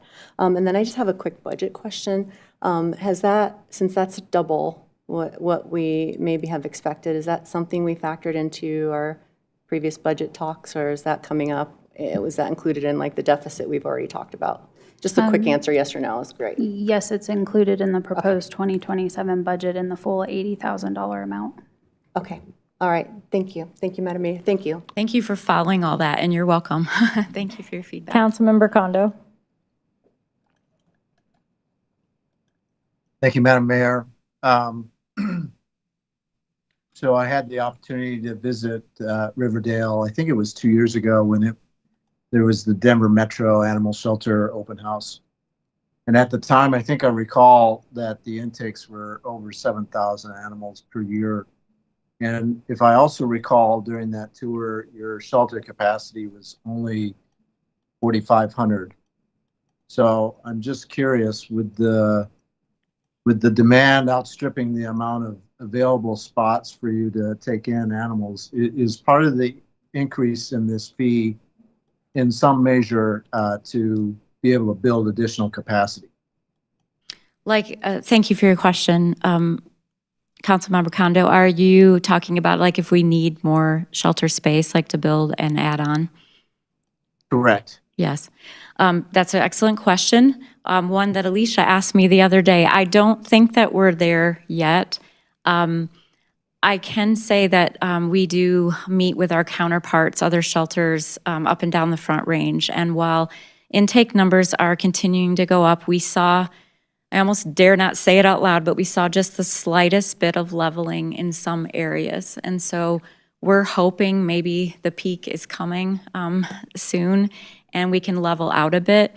We were taking in around that 6,000-7,000 animals before we came to moved into our new facility. So we anticipated that many. It wasn't quite as low as you mentioned.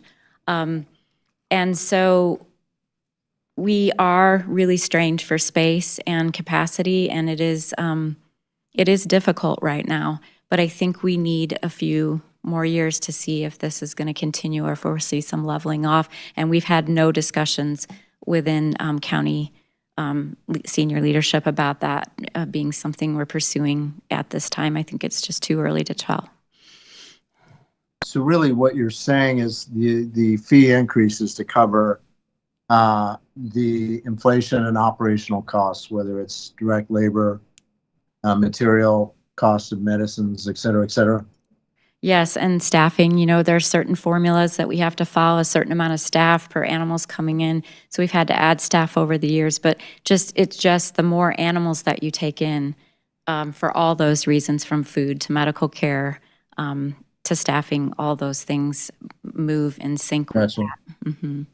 If I recall from my tour, your goal was to have 4 vets, I think, on staff full time. So is that where you're at today?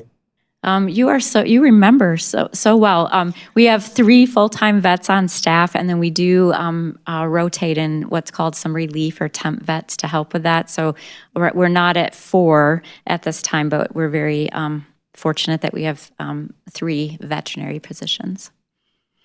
Gotcha. And they are Thank you very busy. much. I really appreciate it. Thank you. I would encourage other of my council mates, if possible, to go. I don't know when the next open house is, but I was very much impressed with your facility and definitely appreciated the partnership with our animal control to make sure that they have everything they need to safely bring animals in, as well as take care of themselves. I appreciate your feedback, and thank you for taking the tour, and you are all welcome anytime we can set something up. So, thank you. Councilmember Severs. Thank you, Madam Mayor. Thank you, ladies, for being here. Thank you for Riverdale for existing. I would say I can't bring my fiance there because she will want to adopt. I was like, oh, maybe she can volunteer, but she does vet care. No, I have enough animals attempted to be brought home. But 2 months ago, we celebrated our 1-year anniversary of adopting our dog from Riverdale. His name was Chamello at the time. His name is Ozzy now. And we're super lucky to have him. He's a great dog, and I don't know why someone got rid of him at 10 months. Their loss is my gain. So we appreciate it. And the other thing is, I would say, is like last few years, the state has passed a lot of veterinary-related regulation, and more regulation equals more costs generally, and ideally better conditions for the animal. And I also know, again, she's in vet care, and so I know vets make a lot of money, the doctors anyways. I wish she had gone to school. Dang it.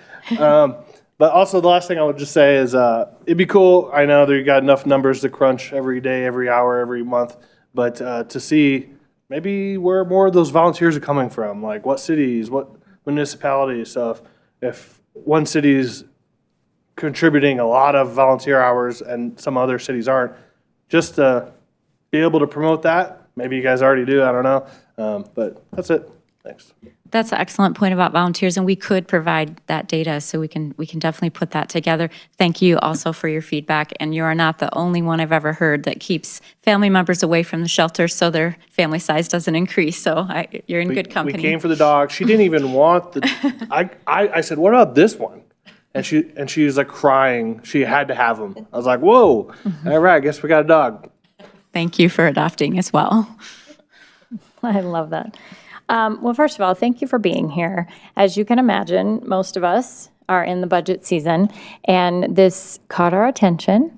And so we appreciated the full breakdown, the why, the background behind it. I think a lot of us are familiar with the organization, and we appreciate the work you do. But just to kind of increase our fee by, I think it's at 103%, I think it just warranted a conversation. So thank you for coming out. And we really appreciate your time tonight. Thank you for having us. We Have a really good appreciate evening. it. Okay, up next is our City Council Quarterly Agenda Planning with City Manager Heather Geyer.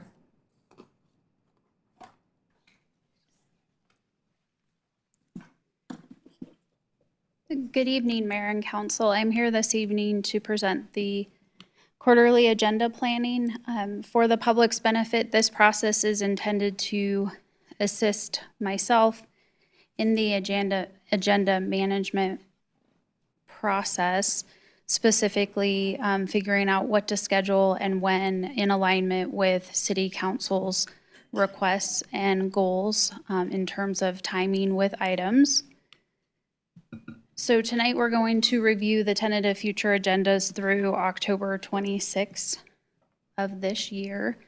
And we're also going to review a meeting cancellation. This is an opportunity for any of you to provide feedback on any of the agenda items that you see listed by date and to request to have any of those items reprioritized. I mentioned that we're moving through October 26th. We do this on a quarterly basis, and so when we get to the October 26th session, we will share what 2027 dates look like. We do have a holiday coming up. That's Labor Day holiday, so there will be a meeting cancellation for that evening. Otherwise, at this point in time, there are no other meeting adjustments proposed currently. So for the first set of meetings in August, we have the August 3rd discussion on drone delivery. We have received a request from Walmart to be part of that presentation and to make a specific presentation to council in addition to the staff presentation. That is allowable based on the fact that they have not submitted a formal application to the city. So wanted to let council know that that's not only a staff presentation, but you'll also be hearing from Walmart and Wing, which is the company that operates the drone delivery. On August 10th, we have a pretty full agenda that's shaping up. Not only will we be hearing the second reading and public hearing on the automated speed enforcement cameras and speed corridors that you heard this evening, we'll have a proclamation for School Safety Month, as well as a presentation on the Police Department Pro Patria Award, which the department just received late last week. Really exciting recognition for NPD. We'll have a June financial report along with a resolution pertaining to the 2026 coordinated election. We'll also have a resolution for Slate Communications, a contract amendment that requires, based on the dollar threshold, that I bring that to council for your approval. And then we'll have an executive session for personnel matters regarding my quarterly performance check-in. On August 17th, as you've been aware, this session is dedicated to the proposed 2027 budget, specifically hearing departmental budget presentations along with the CIP presentation. August 24th is somewhat light at this point. However, I'm keeping it light for the purposes of bringing forward the presentation and recommended findings by Joy Riot, who is the third party that is completing our communications and marketing assessment. As I've shared with the mayor and others, the final report is well over 400 pages, so I'm sharing that with you in advance to know once we get through routing and vetting the report internally by staff, I'm going to try to get that to council as soon as possible. If I can get it to you in advance of the typical packet date, I will, given the lengthy nature of the report, as well as just really trying to break it down beyond their executive summary and their PowerPoint presentation. So there's 3 components that they've included, but there's a lot to digest, and the thing to know is we're probably going to need to have additional discussion beyond the August 24th session. The fun piece of that evening will be the WaterWise Yard Award and Magnificent Tree presentation. The Magnificent Tree happens once every summer and is always really fun to see the beautiful trees in Northglenn. On September 14th, we have a proclamation for Hispanic Heritage Month, along with the July financial report, as well as an executive session regarding the city manager performance review process. I've shifted this on the agendas due to the fact that I've prioritized getting you the communications assessment, findings and recommendation report, as well as some other priority topics. The September 21st meeting right now is dedicated to a presentation on the 2027 proposed budget. That, as you've heard Deputy City Manager Loveland explain, is required by our city charter, and so that's a topic that we cannot shift off of that meeting date. And then on September 28th, and certainly these lighter meetings, as you know, will fill up in the weeks ahead of us. Right now, it's an executive session regarding the city manager performance review debrief.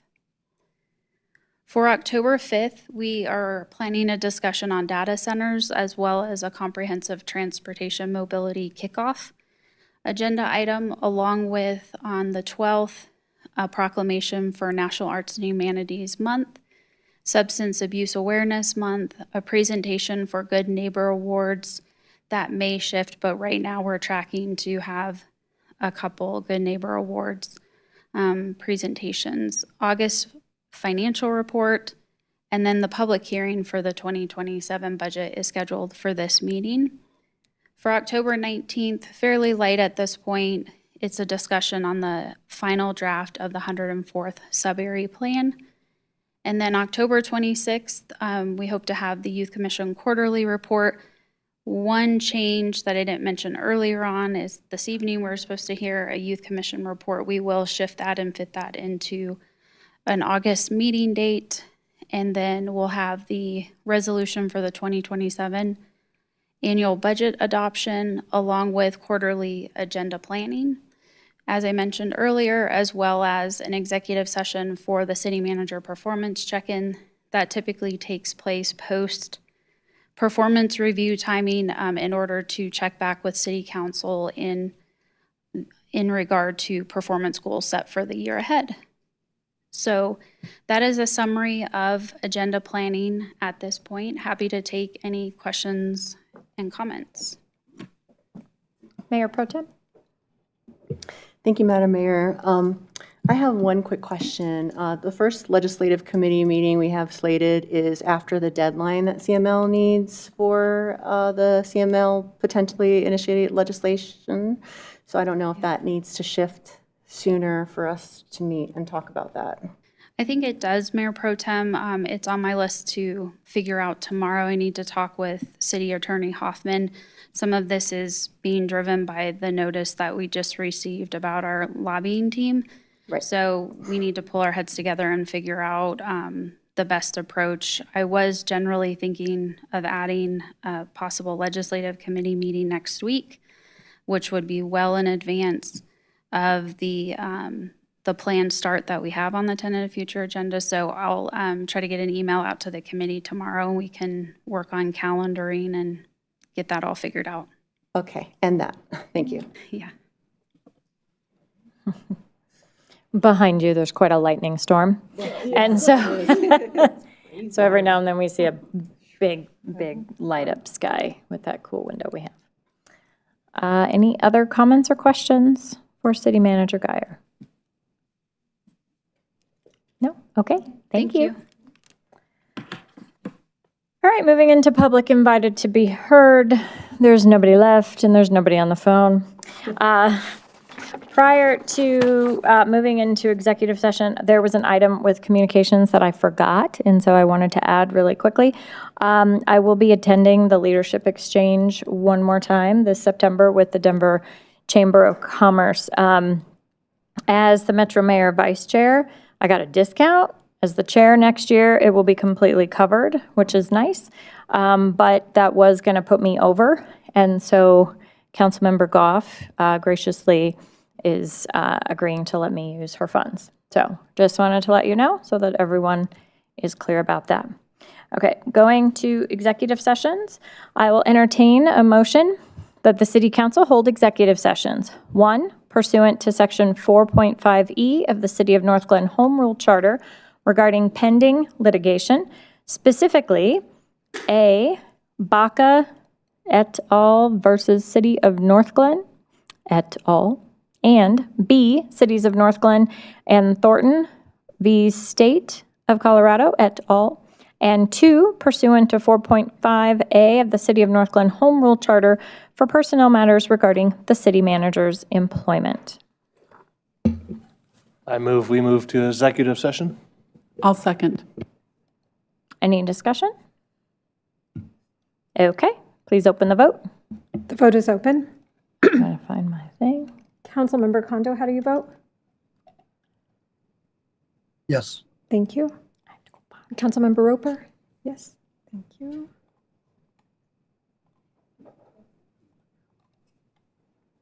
I will close that vote, and the motion to adjourn to executive session passes unanimously. We will now adjourn to executive session.